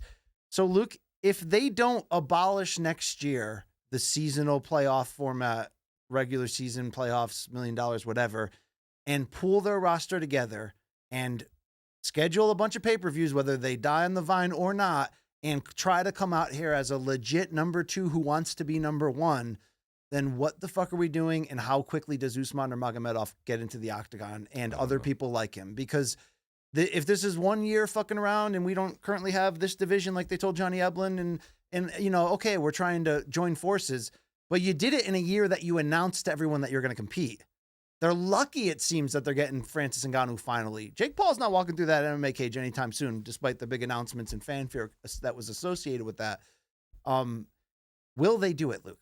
Will they drop the gimmick, pool their talent together, and say, we've got the second greatest group of MMA talent on the globe right now, and if we keep at it, we're going to be number 1. How smart is that cage? Seriously. I never get tired of those jokes. I don't know, dude. I don't know how much I trust the general vision of what they've got. I could be wrong. I mean, if they come back of year 2 with Bellator and the roster split between a tournament no one cares about on one side and Bellator International on the other, why would any fighter stay there? You got to get out of your contract as fast as possible. If you even can, I don't know how viable that is as a strategy. I don't because know. We're almost glorifying a chance here to talk about this Usman Nurmagomedov because we like him and think he matters globally. But man, what did I win? Remember Chris Rock said, "Where's my OJ prize in the mail? What did we win?" He went free. What do we get? A lot of entertaining television. Yeah. You get that. All right, let's move this along, BC, if we can. Yeah. Let's turn the table now that we have extra time to. Not that you're wearing this on your face or anything, I mean, How do you feel about it? Let's just put it out in the open. Like, I've been a professional in this business tracking down fighter interviews Yeah. for, a decade and a half. It fucking happens. You don't care that much. I mean, whatever. I don't like announcing that stuff ahead of time. I was excited for this one. Yeah. You don't mean to fool your viewers that Of course, way. of course. But they want more of us anyway, so it's fine for them. They just want us to bang ultimately in the Yeah, end. I understand that. It's not a huge blow. And again, I will have Max Holloway on whenever he wants to come on. He has an open invite here. No problem. It's funny. It's funny. I mean, if you can't laugh at life, Oh, I can laugh at it. or no, I don't mean you personally, and just roll with the L's. You know what I mean? That's what Long Island Luke likes to do on his podcast. Literally roll the L's up in the J's. Sorry, And then smoke them. Yes. I was going to say, we don't have too many L's on the podcast, but if you're talking that, then yes. All right. Speaking of L's, let's talk about UFC 306 because I don't know if any of these are all that fair. Some of them I think are fair, not all of them. I want to talk about Sean O'Malley versus Merab. I want to talk about the rest of that card. I want to talk about UFC Noche UFC, Riyadh season, all the different pieces. But BC, there has been a great degree of fan anger, fan pushback, fan dissatisfaction about the Sphere card. A lot of it, BC, relates to the ticket prices, which have come down substantially, but are still a lot. Although I noticed the cheapest Sphere ticket is only $100 more than the cheapest Canelo ticket.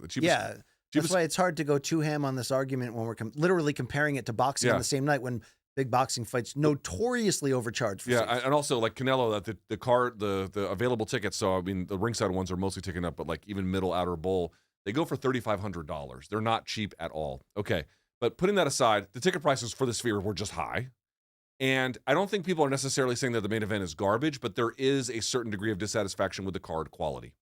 There are other problems, the branding and whatnot. My question is not about that. It is rather, given the scope of things, are the fan complaints about UFC 306 at the Sphere justified? Yes and no. They're justified, yes, because they're not wrong here. And eventually UFC is gonna reach some level of tipping point of what the fans will tolerate in this continued new stretch of content providing and having a show every weekend and having a really large roster and trying like hell to make each show viable. The more that, they throw out a Spivak Tybura 2 fight night and people go nuts and complain, that all kind of builds momentum and gets packaged together, that I think there are legitimate complaints from the Riyadh sponsorship of the Mexican show all the way through all the things we've been talking about for a couple months. But I say yes and no, and the no side is I think it's all going to be forgotten when the fight night happens, because ultimately the pay-per-view is good enough to where, yes, I get when if you want to complain and say you told us this would be the biggest fight card of all time, there'll never be another one like it. Again, part of that is we have to wait and see if that can live up to it. We don't know. But the other half is, okay, maybe you expect Conor McGregor in that spot, or maybe you expect, 4 title fights on it. But this is kind of where we're at. UFC 300 was kind of hastily thrown together, even though it was a very, very historically deep card. And I think it worked out well. We have to let this fight card play out. Luke, as it stands, even though it may not stand up to what we consider the greatest pay-per-view cards of all time on paper, there's some absolute bangers on here. And the main and co-main event are, to me, absolutely awesome and necessary. And I want to find out. I think it's going to come down to that mixed with the presentation in the Sphere. And Luke, I saw that you've had a take on this, and I actually don't disagree ultimately. I think this will be handled well and will be handled so unique, meaning the presentation of it, whether you're there or whether you're watching at home, that I think it will leave a big mark and be historically defined and remembered. And dude, it's not like these fights at the top suck. The top 3 fights, if we're going to add the Ortega one in there, I mean, they're great. They're great. It does go down quick after that. There's some things that are undervalued or rated in there that are going to be worth watching. But they are spending a lot in this, and they're committing a lot to this. So let's give them the chance to wow us. It's really, we've really reached the point where you can only talk about and predict so much. I think the fights are there for this card to achieve big, and I certainly think the setup is there. I've got questions of how it translates on TV, but I've been in that building and know how ridiculous that immersive thing is. And every time I've showed video of it to people, they're just like, oh my God. I think it's going to work overall. I think it's going to be If you've not been to the Sphere, it's just hard to appreciate. And not only is that main event awesome, but Sean O'Malley is arguably one of their 3 most important fighters at the moment for marketing and future growth and being sort of a face of the brand. They do have him in there. And if he wins, Luke, I mean, that's the guy that's ending the broadcast. That's sort of central casting in a lot of ways. It's not McGregor. It's not, maybe a deeper card, but I think they are set up to succeed. I think this thing will only,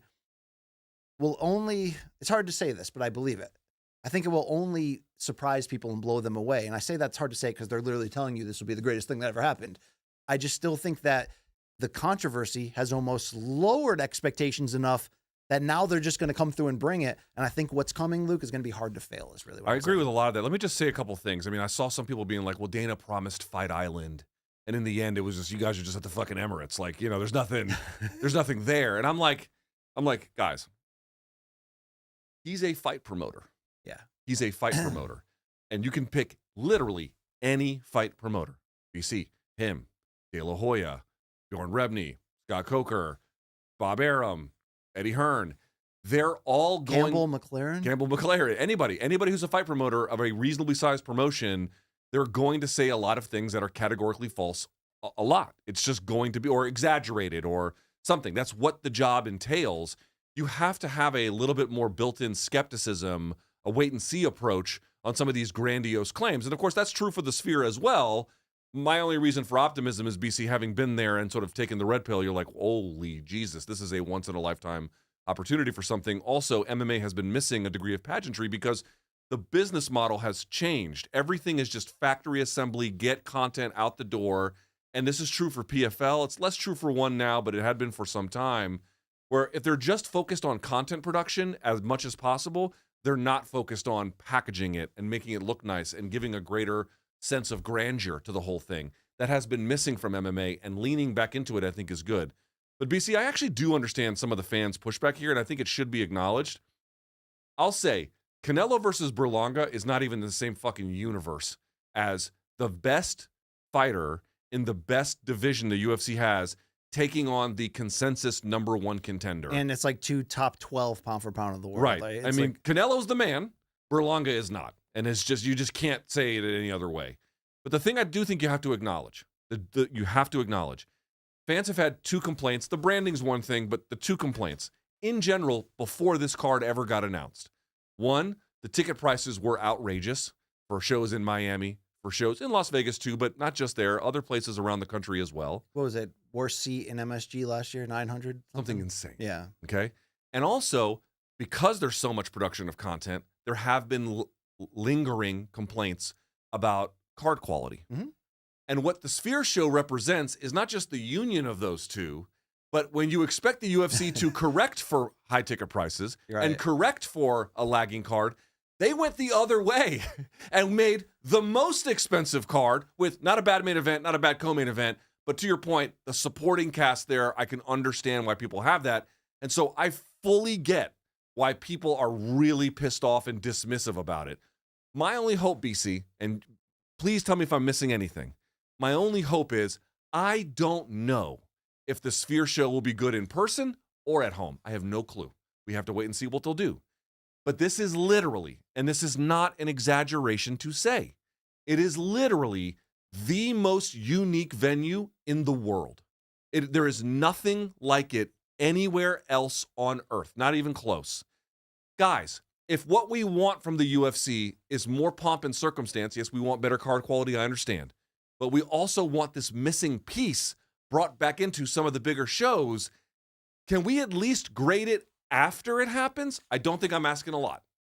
No, I think that's the bottom line on that. Really, at the end of the day, it's and I think you also just have to understand. It's like, I get the point of saying, okay, well, if you're going to spend more, then it should be more of the best fights we've ever seen. It's not going to be cheap to be the first one to put on a show in there. It's just not going to do it. Right. So I can't complain about their ambition for this show. Would I have liked them to take that money and put it across more pay-per-views for the second half of the year and have loaded up bigger fights involving bigger stars? If I was offered that, yes. But Luke, I support the ambition in Dana in this project because we haven't seen Dana be this ambitious in the UFC space in a while. It's been a lot into power slap true. There was the threat of Zuffa boxing a few years ago, and maybe they get into it in the future. And I'm not against them getting into it at all. I'm just saying, his focus had seemingly been in other areas of growth. Let's see what we got here. It is the right matchups on top to succeed. And I mean, Luke, it's going to be hard for all 3 of these to be bad fights and to play out that way. The top three. It's also going to be hard Yeah. for this to fail, I think, from a TV perspective. Even though we have questions about how they're going to execute it, the commitment and the money involved and the Dana's reputation on always going for it in these categories, it does follow him in here. Let's see what we can do with it. BC, simple question about Sean O'Malley. If he beats Merab here, beating a number one contender, retains his title, let's assume that happens, KO or decision, where does that put him all-time among best bantamweights in UFC history? You think that's the question now? Maybe it's not. Tell me. I don't think it's the question now. Okay, tell me Not what is only because it's a little bit too early, even though I acknowledge what these 3 wins in particular, and I'm not counting the Vera one in here, even though I'm not against it, not against that UFC did that fight, given what happened in the first one. But we're talking about what? The Jan, Aljo, and now if we added Merab to that. Yep. Yeah, that's absolutely legit. He's on his way. But I think the bigger question is what I teased earlier in sort of a defense of the Sphere card in terms of who is actually on this event. This might cement him as the crossover global star that, like, we all saw the potential of, but we needed to see if he can win these level fights. And he has surprised us. Some of us shocked us by how he's gone in there and done it. Luke, if this Sphere card is so unique, and we have to assume that even with Dana's recent words on cracking down on piracy, that there's going to be a lot of piracy on this one. There's going to be a lot of casual fans wanting to tune in, just like I think it might actually sell, more than people realize. I mean, what do you think in this day and age in pay-per-view is the window of what it can actually do in traditional pay-per-view sales? You think they can close in on 1 million because of how unique For this? Yes, or you think that's not even a chance? They'd be lucky to get half that. But if you consider the amount of people watching it, I think the question is how big of a star is O'Malley if he knocks out Merab in this setting? And is he suddenly literally the face of the franchise? Is he the biggest star in the UFC if he headlines this card? Or is it the guy who keeps headlining all the other biggest cards, Alex Pereira, right? Well, just to push back a little bit, saying it's not really relevant, I would argue a little bit with that. Dominic Cruz had 2 title defenses. Renan Barao, you could say what you want about the interim title. He defended it once against Uriah, and then he had 2 title defenses. TJ Dillashaw had 2. Then he got the title back and defended it one more time after that. And then Aljamain had 3. One of those against TJ, who had the shoulder pop out like it was nothing. Yeah. Sean has only had 1. This would be 2, so he would not be on the. But I don't even think that's necessarily the point of reference that decides this, is because especially in those situations with Cruz coming back and winning the belt after a long injury, it changes the scenario. I'm not saying that he would be, even if he knocks out Merab like viciously. That's not the thing. I'm simply saying he would be setting the table to the point you're raising about a next level of greatness that he has not reached yet. And it's not best ever. No, it's not. But it is knocking on the door of all-time great bantamweights like Sterling, like Dillashaw, like Cruz. It wouldn't put him next to them, but it would put him just a step behind. We're now to the point about his star potential and then his record of achievement, I think raises him, should he prove victorious, to a level he has not occupied so far in the UFC. I would agree with that. And I think it plays into why this fight stylistically is so good and why I've said I think it's one of the 3 best fights the promotion can make. And I know some people have disagreed with that, whatever. But I mean, again, we're talking about 2 of the 12. I mean, maybe even time. I've had Merab in the back end of my top 10 pound for pound. He just got bumped out by other, title winners making big leaps in. But when I look at this fight and I look at the questions that O'Malley had when he entered title contention, which were in some ways no different than the questions of McGregor of, eventually a wrestler will find him, or what happens if he gets hit big in a fight, and all that. Well, O'Malley has, to his credit, this is why he's in the spot, answered a lot of those questions, his toughness. But Luke, some of that is he gets you before you get him in that sense, because he's a knockout puncher in that regard. I think Merab is has the potential to be that final villain at the final boss at the end of the video game. Because the one part, if there's any parts of O'Malley's game that we still see as either vulnerable or not fully well-rounded, or at least hasn't been exposed or tested as much, doesn't Merab fill those holes when we're talking, maybe not one-punch knockout power, no, but when we're talking about a guy with not just great 5-round championship cardio, but the best cardio in the game, and he's a spamming wrestler on top of that? This really is critically the ultimate test to pass, even though we're framing it as, is this O'Malley's step forward into, commercial crossover greatness on an extreme level? Can the Sphere as a platform elevate him there? At the same time, I think critically, this is the final test to answer all of the questions to O'Malley's game. All right. So then the second question I would have to follow up is, give me your best sense of what this fight looks like and how it plays out. I mean, it's got that central tension of striker against wrestler. We've sort of made some off-camera soft McGregor-Mendez comparisons, right? That's not insane in this case. In the membrane, circumstances different. Yeah, short notice, McGregor was injured, but in the way at which it might look. Exactly. So the question is, it's not will Merab take him down, but it's can he hold him down and what can he do with it? And can he, along with his constant spamming offense, and I think he had to prove against Cejudo that he was a better striker than we thought. That was going to be, I think, Merab's elite testing ground against someone like Cejudo, and look at how he passed it. Can his striking compete on that level, even though obviously his game is He got rocked in the first. Oh, of course, and he puts himself in position at times, Marlon Moraes' fight being the best example of that. But he's going to get in there and close that distance. Can he spam enough and actually mix in some ground and pound and put pressure on where he can take away O'Malley's movement and put him at a pace early on that has an effect to what the game plan that he's trying to execute? That's the central question I'm looking at. But what does this fight look like? I think it's O'Malley working to keep Merab off him, O'Malley getting up. But Luke, what do you feel about O'Malley's ground game and his ability to, okay, if he's going to yield takedowns, statistically, you're going to do that against Merab. You're going to give up takedowns. What does he average? 6 per 3 rounds? Yeah, between ridiculous. 6.43, I think, an absurd amount. What do you know or like about his ability to get back up and defend the takedown in general? And then in terms of fighting off any submissions as well down there? Well, first thing we should say is there's nobody like Merab in terms of takedown attempts. Like that O'Malley has fought. So I went back and looked at the fights. The last 2 fights that would be the most relevant for O'Malley in this context. Aljamain, that was one, and then the Petr Yan fight. Those are the 2 that you can kind of look at. Here's what I'm going to say about O'Malley's wrestling. I think it is, people think it's like not that great. I actually do think it's actually very technical, and I'm going to call it certainly competent. It's not quick, but when he begins to build hip height, when he begins to fight grips, and when he begins to turn or whatever he needs to in the various circumstances, he does it very correctly. And if you go back to the Yan fight, he was able to really, there were times he was being held down, but by and large, he was able to recenter that fight where he needed to for long stretches at times. So the question is, 1, how much better has he gotten since then? And then 2, what does Merab do? Because like Yan wants to keep you down for a great ground and pound. Merab is not that guy. Merab is very, very good about getting the takedown. He might let you back up again because he knows he's going to get the takedown again and just constantly makes you work. So that's the case he's building to win rounds, just by constantly just being on you. Yeah. Just being on you, and it's just so difficult to get going. What you have to decide, whether you're picking O'Malley or you're picking Merab, is Merab's key is the single leg. He does double legs on occasion, but not really. He picks up the leg and he trips out the post, or he'll circle and run the pipe, or he has high crotch finishes. Is there slam threat here? He picked up Cejudo, but that was off the fence when he had to press into him and then pick him up. It can happen. Certainly it can happen. But the point I wanted to make was you have to decide whether or not that will be overwhelming for O'Malley, or is a guy like O'Malley, who has some strengths, some weaknesses, but his strengths definitely are pinpoint accuracy and excellent timing, and especially for guys blitzing on him. Hello, that's how we got Aljo off that open side counter.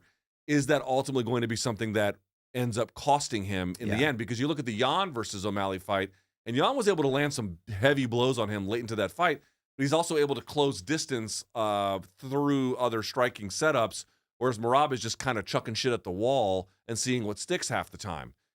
And I don't know the answer. By the way, do you smell popcorn? I do smell a lot of popcorn, Smells popcorn, right? We got popcorn back here. You fucking animals. We do, yeah. So anyway, I'm just pointing out that's the fault line. That's the central fault line, because the idea that like O'Malley's going to stuff all the takedowns. No, he's not. No, he's not. Unless he just ices him in the first 30 seconds or something. Short of that, he's going to be taken down.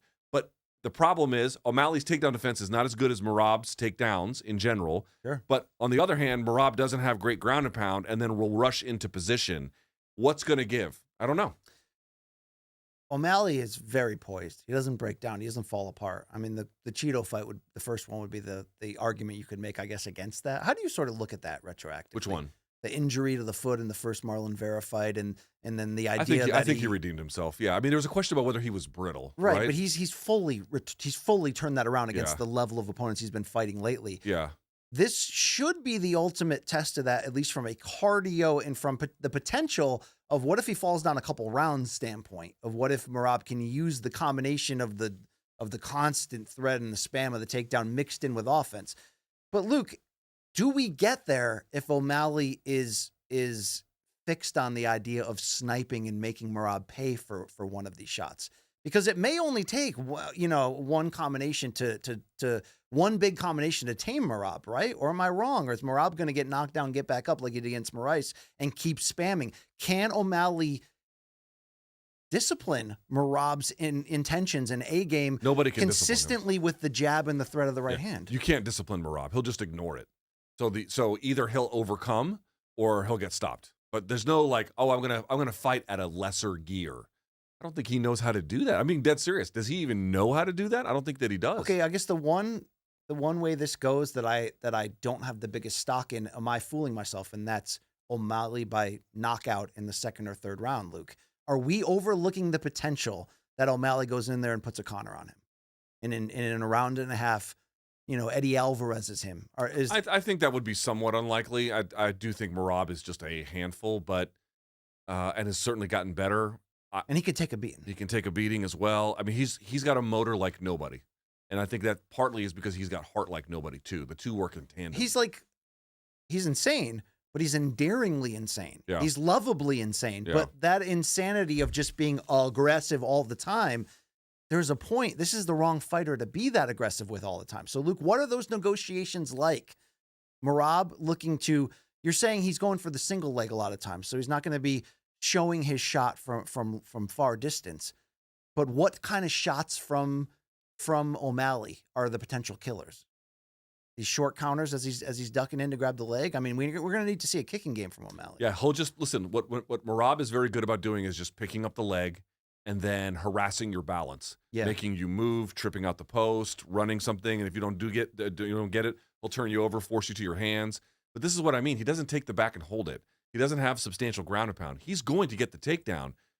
How many chances are you going to give Sean O'Malley to get back to his feet and find you? It's I mean, is O'Malley still dangerous with one leg being held, in those type of short piercing shots? That's harder to get real zip and pop on something like that. Maybe. Let me advance the conversation with the time we have remaining, BC. Oh, we got a lot of time now. Not exactly. It's 12:34. We got to move this along here a little bit. What can be said about the career arc of Merab that has brought him to this position and what it would mean for him to win? Never sort of got treated as the favored son and sort of given big advancements, had to earn it the hard way. But man, he's earned it. And I really give him credit for that Cejudo fight. I look at Cejudo as having learned from the late start in the Aljo fight. And I think he came in there, as ready as he could at his age and the injury situation. And I love the way that Merab passed that test. I think having to take the long road to get to the title shot in this incredibly deep division with so many big names has allowed Merab to round out his game a little bit more. And I think at 33, he's entering the biggest fight of his life, really, I think, at the perfect time. The transition coming off of the Cejudo fight into this one and the things he needed to pass in that one, although obviously that one had bigger potential for grappling exchanges than this one will. This guy just works so damn hard. And I think this is where you give credit to that team and Ray Longo and et cetera, Luke, because, having Aljo as your sort of best bud and constant training partner, that iron sharpens iron thing. Imagine those two world-class pound for pound level guys in basically the same division for all those years, building each other up and helping each other round out their game. His striking's not perfect, but he's found a way to make it effective, Luke. This guy has the makings, has the feel of uncrowned champion, a guy who's seemingly earned it already, but now he had to go the long way, finally got his chance, and he's freaking ready, dude. As long as he doesn't hurt himself on the walk to the ring by doing a backflip off the second deck like New Jack in ECW or something, and as long as he doesn't have staph, although it looked like a photo shop thing before. Mine looks worse than that. Okay, if that means what would you say about his arc? He's earned it. He's here. He's ready. He's just an interesting guy because in his last 9 or 10 fights, whatever it's been, all the ones he's won, I mean, the names are incredible. Cejudo, Jan, Aldo, Moraes, Stamen, Dodson, John Dodson, and after that, it's a little bit less. But those are great names. He won all of those via decision except for one, the Moraes fight, when he was mega washed, couldn't take any punishment. He just decisions everybody. But you go back and you look at how he's decisioning them, it's a fucking tsunami of offense Yes. that they drown under. And I think that's what I think some folks are having a little bit of trepidation about him, being like, is he just going to fucking wrestle fuck this guy for 25 minutes? Which is possible. I'm have no problem Very if he tries possible. that. Yeah. But like the way in which he does that is so overwhelming. If you're going to decision people, you might as well just stack as much offense in there as you can. And that's what he does. And he's become something of a very endearing figure as a consequence. Okay, but the key to victory here is ground and pound. If the ground and pound is not effective or not even present, Yeah. he's not going to win this He fight. can't win the fight. That's where he's going to have long stretches of holding O'Malley down, which will lead to long stretches of putting the weight on him, constantly threatening. He's got good leg kicks too. Does anyone offer a legitimate submission threat in here? No, right? O'Malley's got a little bit of one. Yeah, sure. Okay. Yeah, I wouldn't put it likely, but he's got one. If I may, through the rest of this card here, we don't have to go through the whole thing, but I do want to talk about Valentina Shevchenko. Yes. Simple question for you. Is this her last chance at UFC gold? No. I think if she loses, I think this is the end for her at 125. So I say no because I think she will age gracefully and has talked about wanting to keep fighting. And look at her, man, 36. Look at the condition even though there's a long layoff now, a year, and they filmed The Ultimate Fighter and all that. Who she was last September in that draw when when she kind of got screwed out of what should have been a close victory, she still got it. But Luke, if she loses this fight, why wouldn't you instantly go to 135 and now suddenly you could have a dormant women's bantamweight division, have Juliana Pena, Kayla Harrison, maybe Amanda Nunes coming back, and Valentina in there, Luke. So no, I don't think she's done getting a title shot or contending for one. I think the bigger question is, a year later, can she do something to one up the younger legs of Grasso and the fact that Grasso, to her credit, is constantly improving just the same in all of her fights and constantly getting to another level? If that was the best of what Valentina had left in the second fight, and even with the judging error in the 10-8 in the final round, it becomes a draw. Can we expect her to have another gear to even be possible a year later at 36, Luke? That's my biggest question entering there. But no, I think she can linger at bantamweight. I mean, you agree with that, right? If she wanted to, the bantamweight. Yes, I definitely agree. I don't think this is her last chance. I fully agree that maybe it might be her last chance at 125. Sure, that's possible. But I do think she's 36 now. She'll be 37 in March. So it's not that far away, but there's still time for her to go up to 135. And Kayla does seem like she's on the warpath, but oh my God, did you see her stretching out the latest video today on Kayla's Twitter, stretching out the shirt she wore to work out, and just puddles of water coming out of it? No, I didn't see that. And she's just like, made some inspirational comment. Dude, she's just ridiculously She might be the best women's athlete in the UFC. The mental, focus there is intense. So my point being is the time is limited there as well, but at a bare minimum, you would have to imagine she could find herself in significant bouts of consequence right away. Best women's 125 champion of all time. Go to 135. See what life brings you. She almost beat Nunes in the second one. Let's be honest about that. Yeah. And she probably should have beaten Alexa Grasso in the second one. What, if any, adjustments do you anticipate between the two of them for this co-main event? If you're going to take Valentina by her words, I think it's interesting to listen to him. And what she says is, I'm not going to let what happened in the second fight happen in the third one. And that's a judge taking it away from her when she thought she won. Now, to be fair, Valentina is one of those competitors that always thinks she wins in any circumstance. But I think she's got an argument in a lot of the close fights, up until this point, and certainly has a great argument of why they took that away from her in the second.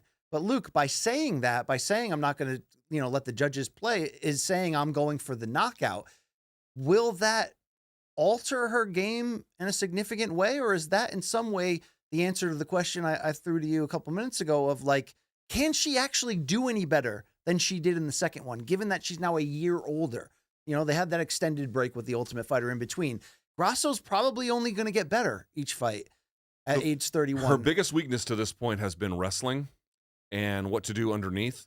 And so the question you have to ask yourself is, are there some ground and pound wrinkles that Shevchenko could have worked on up to this point to raise her game? I think the answer is yes. That doesn't mean I'm saying she will. I'm not predicting that per se, but like that does seem to me very plausible that that's something she could do. So when she says, essentially, I'm going for the KO here, you think it's going to be more aggression in those areas? Do you think she's looking to kick more, looking to high kick more? You can get your kicks grabbed and then taken down. I don't know if she wants that, but what I would say is I think she's going to soften her. Okay, in theory, she's going to try and soften her up for something so that when they're back on the feet, you've already done a significant amount of damage, and it's a little bit easier to polish off from there. How doable that is, I don't know. She's got to be the bully in this fight. She's got to be the bully. She has to take the fight, because when Grasso lays back and then you go to the wrestling, one thing we've also seen from Valentina, she is the stronger of the two. Yeah. Physically, she's stronger. Now, technically, I do think Grasso is pretty close to her match. And then when Valentina makes errors, obviously you saw in the first fight, it can cause her big problems, so she can overcome. But that's, to me, the biggest area of potential growth. And I was thinking, like, what does Grasso get after the Ultimate Fighter? And if she really puts the stamp on this Shevchenko rivalry, does she really launch to the next level? I don't know. I think actually some fresh blood will probably be the place that takes her to the next level. I mean, it's hard to know if she can continue this great run, if she would then have 2 victories over Valentina Shevchenko, and there's a lineup waiting for her. There's unbeaten in the UFC Manon Farrow, or maybe she's unbeaten overall. There is Blanchfield looking to retool in an upcoming fight with Rose Namajunas. There's, all these other names that are suddenly kind of contenders and interesting in this division, and certainly Natalia Silva, who we were just talking about, is another one in that story. It's hard because these are going to be really tough fights across the board, one after another. But she seems to have that backbone to do it, Luke. She seems to be, made of that ilk, so to speak. I love the way she has improved each part of her game, her toughness, her chin, her motor. She's going to be tough, but you don't know how much going through 3 fights of Shevchenko at this level is going to take out of you either. Because, that last one was a 5-round high-speed chess match with some physicality to it. I expect that in this one. I just wonder if Valentina's going to look to lean too much into making it a war. Does that end up backfiring in some way? The other part, too, is if you look at MMA trilogies, the fighter who wins the second one typically wins the third. Exactly. And this one was a draw, but it should have been Shevchenko, and so that's weird. So did she miss her window to get that historical nod? Well, that's the other part. And now it's another year later. Plus, she's an aging athlete, so it's like, this is a weird one. She's also one of the greatest of all time, which explains why that performance in the rematch was so great after being subbed out in the first one like she was. Obviously a competitive fight in which she kind of had the edge leading into that loss. But in this second one, she absolutely showed us what she's made of to go back to the drawing board. Can she do it again at 36? It's a big question. I mean, it's hard to bet against that. But with that, I would say one of the most baller things you can do is what Couture did, and we thought Izzy might be able to, is to lose a title and then get it back.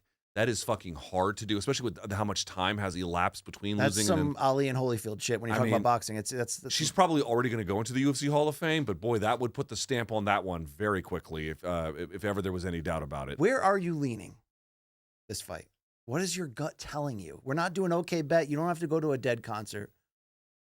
Although I'd like, if we went to O'Teal and Friends together and talk to aliens. I wonder if, gun to my head, I'm sure the odds are very close. Gun to my head, maybe Shevchenko? I don't know. The youth part of it and the fact that we waited a year, that hurts. That hurts with Shevchenko a lot. She's going into some uncharted ground in some ways of what's going to be demanded of her. Because think about it. Nunes can, in Cyborg as well, with having that power, you can last longer at the highest elite level before we sort of realize that it's caught up to you. Shevchenko's got to be on point again in this, and we're adding the wrinkle that she's looking to do more damage and looking to leave no doubt on those cards. We're asking a lot of her, but that is what the great ones do. Dude, this fight rules, man. It rules, yeah. And I don't like when when they have shat on this sphere card for, again, there's a bunch of reasons that and a lot of them justified.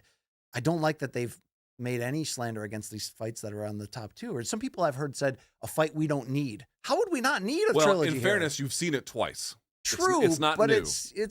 There was a cliffhanger last time. Listen, it's no Rob Whittaker, John Jones. Okay, that's really what. It's really what we need to go back to. Very quickly, we'll get into it in here as well. Long Island Luke, give me your expectation for Diego Lopez, Brian Ortega. I'm riding with Diego. I don't know how it's going to go down, but I'm taking Diego in a parlay. BC, so many people are like, oh, they've got similar games because they're both good at jiu-jitsu. I'm like, they do not have similar games. Brian Ortega can be baited into the kind of game that Diego plays, but Diego is just all offense all the time. Yes. If you go back to the Korean Zombie fight, to me, Brian Ortega is much more methodical in that fight. Yeah, can he jump on a submission very quickly? Yes, of course he can do that. In that sense, there's some similarities. But the overall games are actually kind of different. Which one's going to win out? More methodical or just fucking two cats in a bag crazy Diego Lopez? I think what you have to tie into that question is, like their recent history and that Diego Lopez is on fire right now and screaming that he's, ready to break into the title picture and make some big noise. And, Ortega has retained a very high ranking, even if you can argue whether he's deserved it, being injured and inactive. But Luke, Ortega is that wild card fighter. He's that mercurial, almost Rose Namajunas type, where he's always right around the corner from another monster performance. Was it what we saw when he got Yair, Luke? Was that him pouring out the jug the last time and getting one super elite win? Or does he have the ability to do that again? If he does, this is a very interesting fight. But Luke, it doesn't always come down with Ortega of if we're going to see any sense of head movement or defense. If we're not, and we know that right away, you can't keep banking on the idea that, you can get rocked, but you can turn it into a war, and then you come out with a submission out of nowhere and win it when everyone thought you were going to lose. Like, that can't be the formula to victory, especially not against a dog like this. Will we see wrinkles added to the Ortega game, evolution, or is this just the question is, dude, is Diego Lopez going to let him? Is Diego Lopez going to let him? Diego Lopez, remember, like, for example, the Sadiq Youssef fight, where he just brings his hands down in the clinch, and then Diego Lopez sees it, jumps on it, like instinctually cracks him, and then it's a wrap. The guy's muscle memory offense is next level. How many guys, people can like strategically think their way through things. And I'm not saying he doesn't do that either, but I'm saying look at how much muscle memory offense Diego Lopez has in so many different areas. That's a fucking hard guy to prepare for. That's what I'm saying. On top of that, if you're not coming in with the right mindset, game plan wise, especially defensively against a guy like this, then this could be a really bad night for Ortega. But we ask the same question. I ask the same question every single time, and it usually centers around that. But Luke, wouldn't you say that this is a vibes type fighter, a guy that, goes high or low, overachieves or underachieves, kind of what's going on with mirroring what's in his life? And he told us when we had him on Morning Combat, when this fight was announced, that like his life has been constant chaos. And you can kind of see that in his performances. And you can see sometimes where he could be great. He does seem happy right now and seems to, at least what he's saying in interviews, have his stuff together family-wise. His kids has access to them. He seems to be in a very good spot. If it was ever going to happen, now is the time. Coming off the momentum of the Yair win, despite constantly slowing down his momentum with injuries. But this would be the time for him to put it all together for one more big run. Such a wild. It's hard. Luke, Long Island, you look at it from a betting standpoint on your main card minute one. What do you think about the stock of Brian Ortega in a betting sense entering this fight? Oh, there's definitely value on Ortega, especially like the Ortega by sub prop. There's definitely value. There's so many ways this fight could go. I actually see it going the distance. I think Diego wins a decision. That's my guess. Official prediction. I mean, Luke, certainly possible. Do you think Ortega can hold it together and get this done, or does it have to be on a crazy fight that ends in submission and he steals? Can he follow like a Movsar game plan to just kind of hold and contain? I have my doubts. But I think, who could? Topari. I was going to ask Max some very important questions about that fight, Luke. I feel very disappointed. Yeah, I'm glad he's not going to be here. Unforeseen circumstance. Yeah, I bet. That's just not in any way true. Dude, right? You're speaking to trauma from the past. You don't know what's going on here. Really? Would you like to bet? I would. Okay, bet. Let's bet. Let's bet. Okay. I'll bet. I'm not touching your palm on camera, but I don't know where. Why don't you touch my staph infection, fuckface? My dog would just be like paintbrushing that thing. Barbas comes up all the time, and I have to swat him away. He's like, let me get some of that. Yeah, he's like, I'm trying to lick on that disease. I'm like, yo, chill the fuck out, Barbas. The rest of the card, I will say. Don't say nubs. Part of the thing that makes the Sphere work for this particular card is you have to have a unifying theme artistically. So having all the Mexican fighters on there makes sense for that purpose. I realize the main event doesn't have any, but I'm just pointing out the rest of the card. But it also means you're making some trade-offs because you're not necessarily getting the best fighters in every case. There are a couple of other gems down there. We talked about, Rosas Jr. is going to be in the card. Yasmin Jauregui. I can never say her name. Jauregui for gringos. Jauregui for gringos. She'll be on the card as well. Jauregui. Hey, Ode Osborne's on the biggest pay-per-view main card that of all one, time. when the folks complain, that one is indefensible. Like, what are we doing there? They're trying to hype up Lazy Boy, and he's going to finish Ode, and I know, but on the fucking main card, I mean, I won't push back on the complaint even a little. Like, that one is fully justified. Probably could have put the Spivak Tybura trilogy on there, right? No one would have said anything, All right, BC. With that in mind, let's talk about topic number 5, which is your favorite. Let's talk about Canelo. Big Red. Big Red is back. He is taking on Edgar Berlanga in quite literally a fight that not a single person on earth asked for. So let me ask you this question. Just because no one asked for it doesn't mean folks won't have a good time. Sure. I have learned that about boxing. Sometimes boxing fans are like, all right, I wanted A, you gave me D. Fuck it, I'll take it. But will A destroying D be entertaining and worth my time, you know? Potentially. Give me the boxing fans' temperature on this fight. It's still like a boxing holiday, right? I mean, Cinco de Mayo in May and September's Mexican Independence Day. I know people argue that at least the Cinco de Mayo isn't like this major Mexican holiday on like a historical level and connection. It's more of just an American drinking holiday. But these are our boxing holidays. We want to see our superstars in there.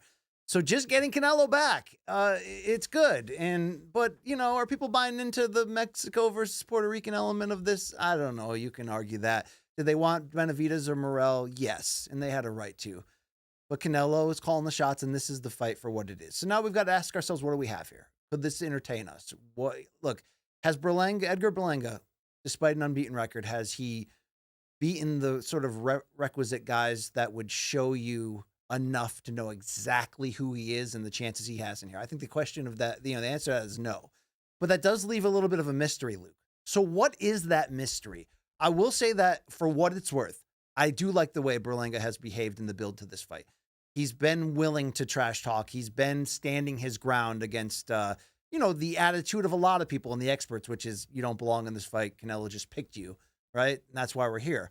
But Luke, he also has knockout power. I do believe his growth was somewhat stunted by that first round 16 fight knockout streak to start his career. But how much is the combination of balls, youth, and power going to be? One of these days, we're going to see Canelo show more of those signs of slowing down.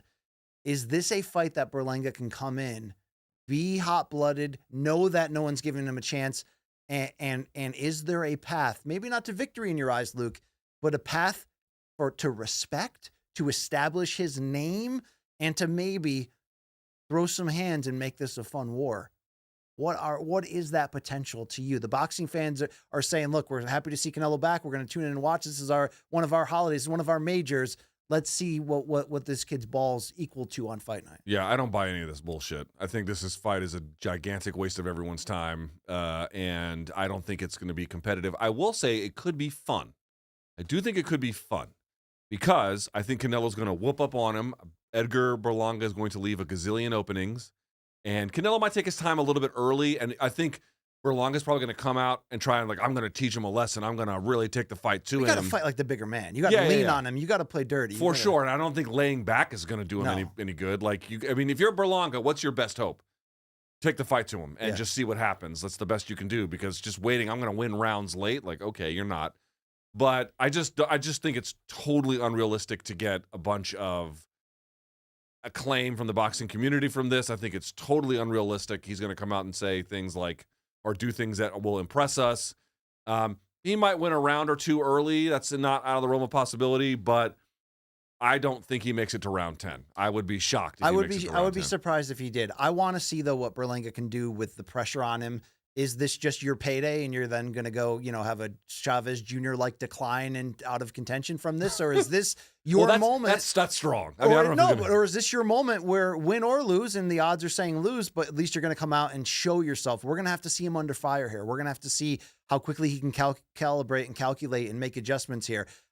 Canelo by knockout in the middle rounds does feel like what my heart could be telling me. I almost feel like this could be a James Kirkland fight all over again in that sense, where Kirkland brought danger. Canelo will say, would they ask, whenever asked, who's the guy that punched the hardest in your career? He doesn't say Golovkin. He says Kirkland, by the way. Kirkland stung him a couple times. Maybe Berlanga can come out there and touch him a little bit and make it a little bit fun. I have a question for you about Berlanga. Tell me his best win. You can argue that the fight he won before this against Patrick McCrory. But you hear yourself talking. I know. That's the thing. We knew that eventually, through he would need to evolve faster, but that he could get to this point and have the big name and the glossy record and Fat Joe in the corner and get to this fight. I just think this fight came very quickly for him because the opening was there for Canelo to want it. Right. But we're gonna have to find out how quickly is he going to be better in this fight than we've seen him against the other levels of competition? I think he will. I think this is obviously this biggest fight of his career. He's going to have to raise every aspect of his game, and I think he will because Luke, you don't do what he did to come out as a prospect. If you're awful, I just think he has had a identity crisis and tough transition from this knockout puncher to suddenly this guy. When you step up that level of competition, you've got to box more rounds to figure all that out. But no, if you want to go point by point on the resume, you're not going to talk yourself into this being a what are huge the test odds for Canelo. Let me pull up the proboxing.com odds here. Interesting pay-per-view undercard, by the way. Jesus. What do you got? Our friends at DraftKings have Canelo Alvarez as a minus 1,800 favorite. Edgar Berlanga plus 1,000. Holy smokes. Do you think Berlanga will overperform those odds? No, I don't think there's hardly. I mean, stranger things have happened, but I just want to point this out. UFC 306, right? So that's obviously the competing card across town. That main event, minus 142 for Sean O'Malley, plus 120 for Merab. Just consider the competitive differences For there. sure. There's no question about that. Danny Garcia in the middleweight title fight in the co-main event against Arislandi Lara. I don't quite get that it's one. Kind of, what's the story between those two? Like, or not the rivalry, but how did they end up here together? So Lara, who made his career as being one of the best junior middleweights throughout that long stretch, really only losing at his peak to Canelo until the end when controversially, controversially, and then in the end when he was in those action fights against Jarrett Hurd and it was in the fight of the year, that great draw with Castano. Lara still got it to a certain degree because he's leaning into his punches more, and he's had to since moving up to middleweight. But he moved up to middleweight, won sort of a secondary title, and then when somebody got stripped, he sort of just got elevated to the full titleship. He hasn't been fighting sort of elite middleweights, though, and this is a fight they tried to put together for a while. Danny Garcia moving up to one more weight division, trying to become a title holder in a third weight class. And I was talking to him for my personal channel, Luke, Danny Garcia. I'm going to have an interview this week. And he was saying, 36 now. He wasn't even sure in the last 2 years if he was going to stay active and stay fighting. He had been in camp because this fight was talked about a couple times, but the trigger never got pulled. It's kind of weird that they're both known for what they've done at 154 and in Danny Garcia's case, 40 and 47. And now they're meeting at middleweight. But also, like I said, Lara hasn't been fighting elite competition lately. So this is actually a competitive, interesting fight to see. And it would be a feather in Danny Garcia's cap to add another title in that division. But I think some of those other earlier pay-per-view main card fights, maybe not on a competition space, but on a let's check in with them. I do want to see Caleb Plant coming back in his first fight since the loss to David Benavidez. 18-month, the longest layoff of his career. He's fighting a MAGA avatar. He's fighting Trevor McCumbee, who's unbeaten, big Trump guy, and has been talking a lot of shit. Like, literally, his personality is I'm a Trump guy. He's like Colby. He's a little less abrasive, but he's like country bumpkin Colby. Yeah. That's right. He's talking a big game. It's kind of an interesting fight, and I talked to. And by the way, he questioned Plant, being like, "Oh, he's a quitter. Like he quits on himself." That pissed Plant off. And I'm like, I think he's trying to get Plant to come in and be offensive and fight with him rather than box. Because I think if Plant boxed, he could pick him apart. I see. And I talked to Plant, and he's willing to fight him. So this is interesting. And Plant thinks he can get himself back in the arena of a Canelo rematch.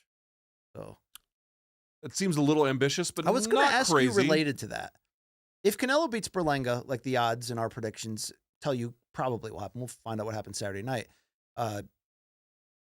We want him to call out Benavidez or Morel. I've given up. Or even Crawford. I've given up.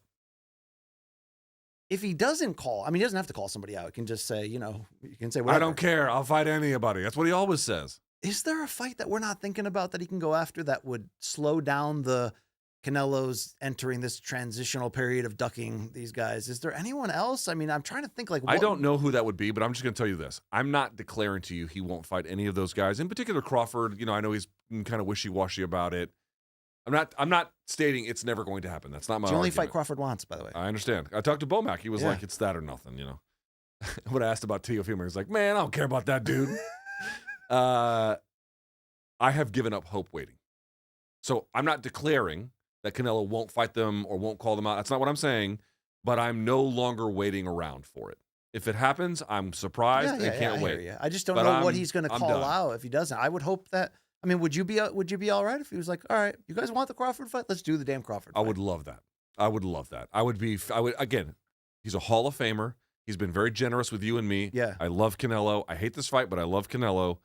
If he came out and said, I want to fight Crawford, I would be about it. All right, let me tell you who else is on that pay-per-view undercard, by the way. Rolly Romero, my guy. Going in against Manuel Jaimes. It's going to be Rolly's first fight. He's on the main card? Yeah, first fight since getting stopped by Pitbull Cruz. Nice. Do not miss my interview with Rolly that goes today on the Brian Campbell Experience YouTube channel. You're not going to want to miss that at all. Also, cool boy Stephen Fulton Jr., first fight since losing to NOA. He's back in the main prelim before the pay-per-view card. Which he was a little bit bitter about, too. He was, and so that's going to be interesting to see. I will be on the ground, of course, in Las Vegas, covering this. I'll be part of the weigh-in on Friday, press conference on Wednesday, and I believe undercard press conference interviews on Thursday. So check out on All the Smoke Fight, PBC's social channels, All the Smoke Fight, and my own personal channel, the Brian Campbell Experience, for full coverage of what's going on there. Should be fun. I'm looking forward to it. I mean, it's going to be Sphere Welcome to Week. YouTube, fuckface. I like to see you're borrowing my playbook now. I guess I am. I didn't want to be just another YouTuber, Luke, but you made some good points. You did. Luke played a big role as well in saying, you know what, mother effer, can only be good for you. Stop delivering pizzas when you're bored, and give the people what they want. And maybe this becomes in the long term some income stream or whatever. But I'm doing it for just get some good content and see what happens after. That's all you can make do. some connection. Eventually, have an outlet to show my nudes, or something. Well, for money, we'll see what happens with that. All right, The link is in the chat right now, so everyone go sub to BC's YouTube. there you go. Oh, thank you for that. We've never done that for my channel, but that's okay. I'll forgive you. We can do it for yours. I don't need it. I don't need the help. I'm good. All right, with that in mind, BC, we don't have Max Holloway, but we do have each other. We've got the viewers. We've got the listeners. We've also got some feces. Do we not? Well, hold on. Don't we have to read something first? Oh, yes, we do. I just can't find. Yeah, give me just a second here to. Just a big fail. Well, I mean, this is really a very professional show. I got it now. All right, here we go. Okay. I got it. BC. Yeah. Dating on your phone. Yeah, it'd be easier if we had that opportunity back in the day, right? Banking on your phone. News on your phone. Ordering lottery tickets. Well, that's on your phone too. Let me tell you about the Jack Pocket Lottery app. It lets you order your favorite state lottery games on your phone. That's right. Powerball, Mega Millions, daily games like Pick 3 and Pick 4, right at your fingertips. Jack Pocket users have already won over, get this, $500 million in prizes. Download Jack Pocket, America's #1 lottery app.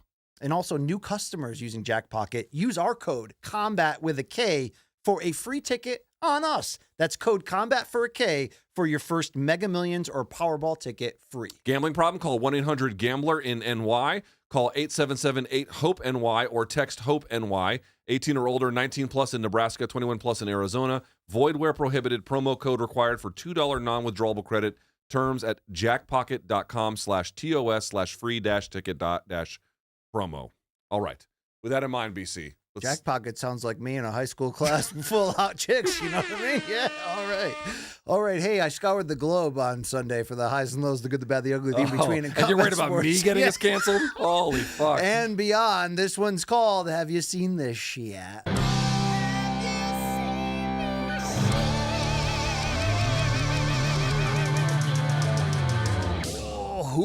Well, we can't give you Max Holloway to close this show, but I can give you a lot of bullshit. And let's go on our weekend MMA recap to kick it off. In the apex Luke of the UFC, Gabriel Santos. How about this front kick to Yi Za? Oy, right up the middle. Let's see, off the stance switch or no? Let's see. Yes, right there. Boom, moves over. Bop, catches him with the rear leg. Who was better, Randy getting it by Machida or the original big-time UFC one with Silva and Belfort? That was the Silva Belfort one was good. However, the Machida one retired Couture, so that one's pretty nasty. Didn't we see some good ones like that recently? big. Who got a bit long on Cheeto over Frankie was That's on. it, Cheeto. That was a Exactly. bad one. That was a bad one, yeah. Well, Luke, Matt Schnell, before losing and retiring to Cody Durden, was putting it on Durden. Watch Durden get the sub and then get hyped up. Yeah, double hand tap. That means it's bad. 4 days notice is what he's screaming, punching the fence. Yeah, good for him. It was that was a tough win. It's a tough win. Good to see that, dude. That guy works hard, man. You know what I Ninja mean? choke. Yeah, it's a tough one. Damn. They called that a power guillotine when I came up, but now they call it a ninja choke. Okay. Let's stay in the UFC. How about flyweight Chris Taco Padilla, who won Long Island Luke a shit ton of money? Look at this Nasty elbow. He even referenced Superlek in the post-fight presser, which was a similar strike that Superlek threw to Jonathan Haggerty. Yes. Dude, he destroyed this fucker's eye. Multiple orbital fractures, not just one. Oh, that's wrong Zhu, and he thought it was a poke. He kept pointing at Yeah, it. they're like, oh, and by the way, they're like, can you see? Can you see? Like, bitch, you know he can't see. Please, the thing's closed shut. Let's go over to PF Bellator in San Diego, Luke. Translates directly to Wales Vagine. This is Usman Nurmagomedov's corner. Look at Habib putting Umar in the crossface Benoit style. Wow. They just take it in stride. Yeah. I mean, Habib was going sick in the corner. Let me just say, if you wanted to see Habib, you got a lot of Habib. You did get a lot of Habib at that show. Let's stay in Bellator. Here's Sumiko Inaba pointing out how lame the PFL rule set is compared to Bellator. Yes, for sure. You know, my last fight, PFL, we're not allowed to throw elbows, so that kind of threw my game off. But elbows were all go for this one, so I took advantage and tried to land those elbows. Yeah. That armbar right here against the fence. You got the big throw, went for the... Way to go, Inaba. Rule number 1 for next year, when we combine everything, we get rid of the playoffs and regular season. Can we have elbows? Bellator is not a better product, but they have better rules I'll than PFL. I'll give you that. Also in Bellator San Diego, Luke, former Strikeforce and UFC heavyweight title challenger Paul Buentello in the referee spot. Don't fear him. Fear the fucking goatee he's Dude, got how about a going on. blue-collar brawling heavyweight who got to the highest level in a shitty heavyweight era, you know? He could bang. Paul Buentello, you know, I feel bad about. I remember I watched his Arlovsky fight live, and you know he got wrecked with the one shot.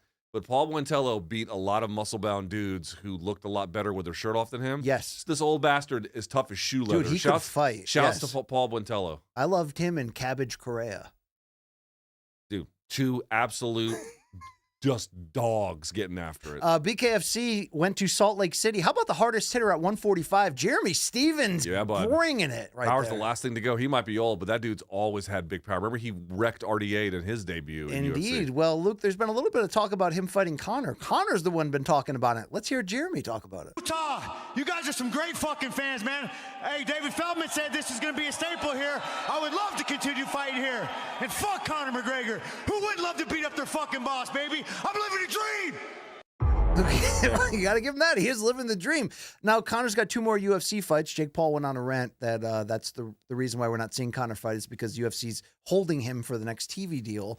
Would you be excited if Conor got free? I know this wouldn't be the first fight you'd pick for Conor outside the UFC, but would you be excited about those guys in a BKFC? I just find the notion of that, like, would you be cool if there was like $1 million waiting for you at home and 75 strippers that go and lick your balls one by one? Are you talking like, about? Yeah, that sounds awesome, Yeah, but it's just not going to happen. That's what Craig Jones and Luke Rockhold did in Colombia. Yes, dude. We live very different lives. I can put it that way. Yes. Let's go to this BKFC fighter who, when the fight was over, Luke, was too concussed to realize it. Oh, God, he's going after that guy right there. You better fight that ref. Oh, my God, look at that. Bro, if you're a referee in BKFC, you better have some hands, homie. Who's that referee? We know Ricky something? I don't know, but the other guy's got CTE. I can tell you that. Oh, my God. Wow. That's a dangerous situation here. You know those drinks that they're always lighting them on fire and trying to do like make it really fun and cool? They got to be careful with that. I don't go shit. to places like that anymore. Is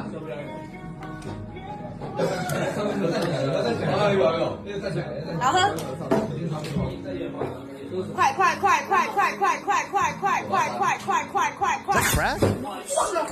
Oh, you dumb fucking idiot. Now, you love weird cocktails. Would you do the crack cocktail there? No, I don't like. Why do I need a cocktail set on fire? You know what I want my cocktail to taste like? Delicious. That's what I want it to taste like. I like sweet. I like sweet. Yeah. Okay. Do you like women's cocktails so much because you love women? No, I don't like women's cocktails as much as you think. What I don't like, for example, here's what I don't like. Long Island, look, where are you on this? Yeah, where are you on cock? No. Would you rather have something that is sort of traditionally somewhat sugary sweet or like a tart sweet where the sweet is like very mild? I don't know. I'm a big like spicy margarita guy. I like spicy. I mean, margaritas. I mean, we don't. Yeah, you feeling these margaritas. Right, you gotta tell me twice. We got to get to the end of this. Have you seen this shit? Luke, you every time I go to a concert, you're like, how many whites were there? But to your credit, here's what whites look like at concerts. This is BC's heaven. This is heaven for BC. Hey, everybody. I got a new lawnmower, everybody. Look at my dancing. I love mayonnaise and fireworks. Oh, yeah, the whites, Luke. They get after it over there on the lawn. Wow. Yeah, I mean, who could find these people repulsive? I don't know. Okay. Luke, you ever try beatboxing? Yeah, here's a tutorial on it. How to beatbox.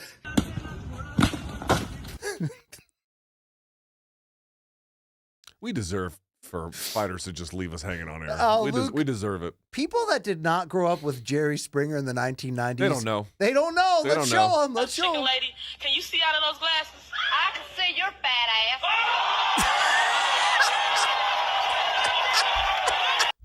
No, it eventually jumped the shark for sure. Yeah. But like prime Springer after school in the 90s, Dude, that was early BKFC. it was just people roasting each other Yes. constantly. It was early era BKFC. You get the presser and the fight But all in one go. the crowd work was brilliant. Yeah, for oh, sure. it was so good. All right. I can't see shit on this monitor. You got to put it on this one. Would you ever play Uno with Tukes? Yeah, like reverse Uno and all that stuff. Worst thing ever when people drop a draw 4 on your I ass. hate right? it. I hate it. Draw 4. She doesn't know that I know this hack. I have a gun. I got to do that when I go to Colombia. They play Uno down there very aggressively. Very aggressively. Edgar Berlanga was on the what's that podcast with Mace and Cameron? It is what it is. Yeah, it is what it is. Let's listen in. If you don't have the power to keep him respectful, we both know boxing well enough to know that if you can't keep somebody respectful, what stops them paws from just running through you? Pause. Super pause. Thank you. Thank you, Yeah, Edgar. that was Thank crazy. you. Thank you. You're right, Edgar. That I mean, was- it's a that little was it's a little crazy. much Thank with the you. pause That was- thing. Thank Can we you. I just didn't have wanna adult fuck with you conversations, without or you is everyone talking 5 shit. years old? I'm glad you said something. I'm a Edgar. timeout. I'm a timeout. All right. That was stupid. Fucking crazy. stupid. All right. I like those guys. I like those guys. But I mean, how many are? How old are we? What are we Luke's- doing? Okay, well, I guess we'll go to the next stupid video. We Gee can wee figure it wees. out. Gee wee wees.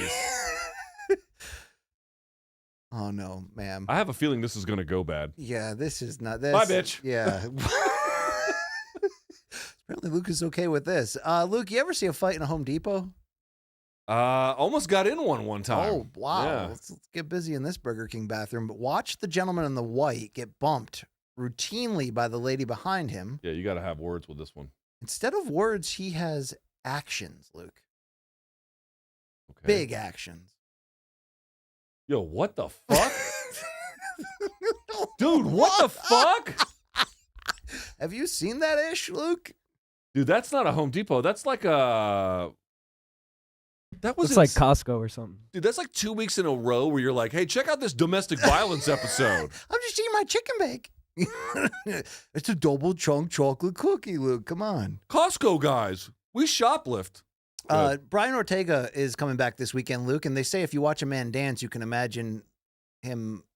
I mean, Luke, he gets after it, right? You know, they do stand close in dancing in Latin America. Yeah. They do stand very What do you close. think about the Keith Van Horn socks on that with that look? He kind of pulls it off, right? I think it's all right. Yeah, doing a little icky shuffle there. I hope to be more like him when I grow up. I got to be very honest with you. Listen, if he's in a good mood, we're going to get a good fight. You're damn right. That's what I say about you ahead of every show. Let's go to the haircut of the week.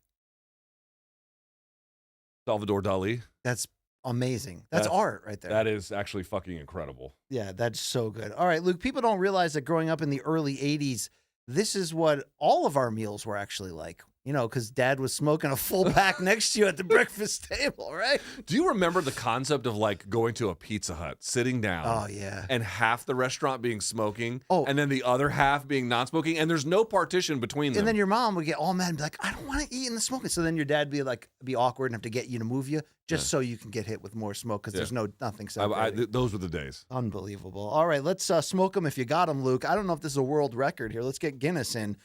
What do you think about this guy's long bong? I mean, is this gratuitous or is this a science experiment gone right? 5:52 a.m. Up all night, Luke. Up all night. Yeah, clearly. Let's see. What the fuck? I mean, you get higher if you stand higher, Luke? I don't know, but I'd like to die the trying. closer you get to the clouds. Yeah, all right. Let's keep it going with this big cone. What a rush. Holy Jesus. We got to find out where this is. Holy smokes! I will say this has adult film vibes the more you watch it, Luke. So good. What a rush! I bet they have good relationships with their parents. Have you ever going? tried that out of a parking cone? I one time vomited. Big gas in the family. All right, let's get out of here before they do sleep with each other, and then we get taken off the air. A couple more for you, Luke. Rate this Mario tat.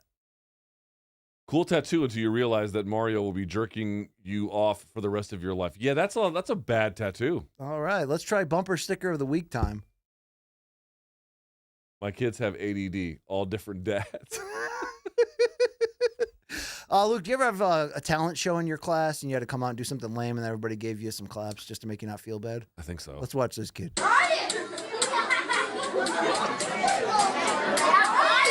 Oh, God. Oh, God. Oh. Do you know how traumatized he's going to be for the rest of his life? Bro, they got it on film, no hands, and he just face plants. Yes. You're going to be the face plant fuckhead for the rest of your life. Now, Luke, as a father, you have to maneuver when you're going to teach, Tukey, your lovable offspring, about some bad things that have happened in history. I have the same thing with Reggie Jackson. It's like, how much do I want to teach him about the bad in this world?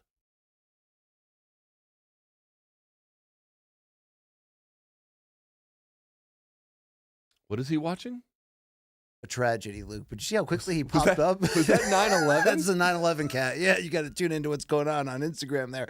Also, Luke, we got one more for you. Dude, I got emails last week. People bitter at you. I didn't even do it. I'm retiring. I almost retired from Dale's senior jokes. Don't retire. Do the jokes that you want to do. If they get mad, they get mad. I'm just telling you, people are emailing me about it. If I had one video to sum up our entire fan base, Luke, this is it. I just be getting stoned and playing with my wiener and my balls. I'm not active. It's a member to society. I just get stoned and play with my genitals. I mean, it's relatable. Look, right? I have to tell you, my life has not changed much from this. Oh, and I've got one more for you, Luke. I teased it earlier at the One Championship. Yes, big things happen like Demetrius Johnson retiring and Superlek winning the title from Haggerty. But, Luke, this is what gets me fired up. That is the legend, the BJJ legend, Renzo Gracie, giving Chatri Sityodtong his BJJ black belt. Denver, make some noise for the newly minted BJJ black belt. Luke, he would go on to get inducted into the Nevada Boxing Hall of Fame right after that, and then 3 people got trips to Saudi Arabia. It was great. It was really good. How many got bone sawed? All of them, or just a couple? I mean, do you applaud Chatri's lifetime commitment to the arts and the crafts here? I mean, who cares? It's his, not mine. You know what I mean? Like, I don't disrespect it, but like, how much do I care? I don't care. I mean, should they have done this on the broadcast, despite all these fighters being so upset and everything? It's funny you mentioned that. One of them just hit me up during the course of the show. Max Hollow? Oh, no, that's not. No, yeah, I don't think he hit me up. But some other ones did. They heard us talking about it, and I just got an email from one of them. I like when people listen to our show that are like, yeah, that's funny. Prominent. Very coincidental. Yeah, they must like bad humor. Did he go to the post-fight presser? Like, I don't know. Did anyone ask him about Rainier de Ritter and like Chingiz Alizov? We got to get out of the studio though, Luke. It's been nice doing this with you. Okay? BC, one more time, plug what you're doing this week out in Las Vegas. Yes, I'll be in Las Vegas this week for Canelo PBC pay-per-view Prime Video against Edgar Berlanga. Check me out Wednesday press conference, Thursday undercard interviews, and Friday the weigh-in. Some big-time people on the left and right of me. It's going to be a lot of great coverage on the PBC and all the Smoke Fight YouTube and social channels. And watch the continuation exploration of my Brian Campbell experience on YouTube. The solo YouTube channel is live right now. A lot of content coming to you this week. There's our social handles. Luke, you got anything to plug? Well, I'll be home because my wife is going to go on a big long trip, and so I'll have my own coverage, youtube.com/Luke Thomas. But keep it locked to BC, me, MK, all the Smoke Fight, tons of stuff for all you guys. So much stuff coming your way. Thank you to our team. We are out of here.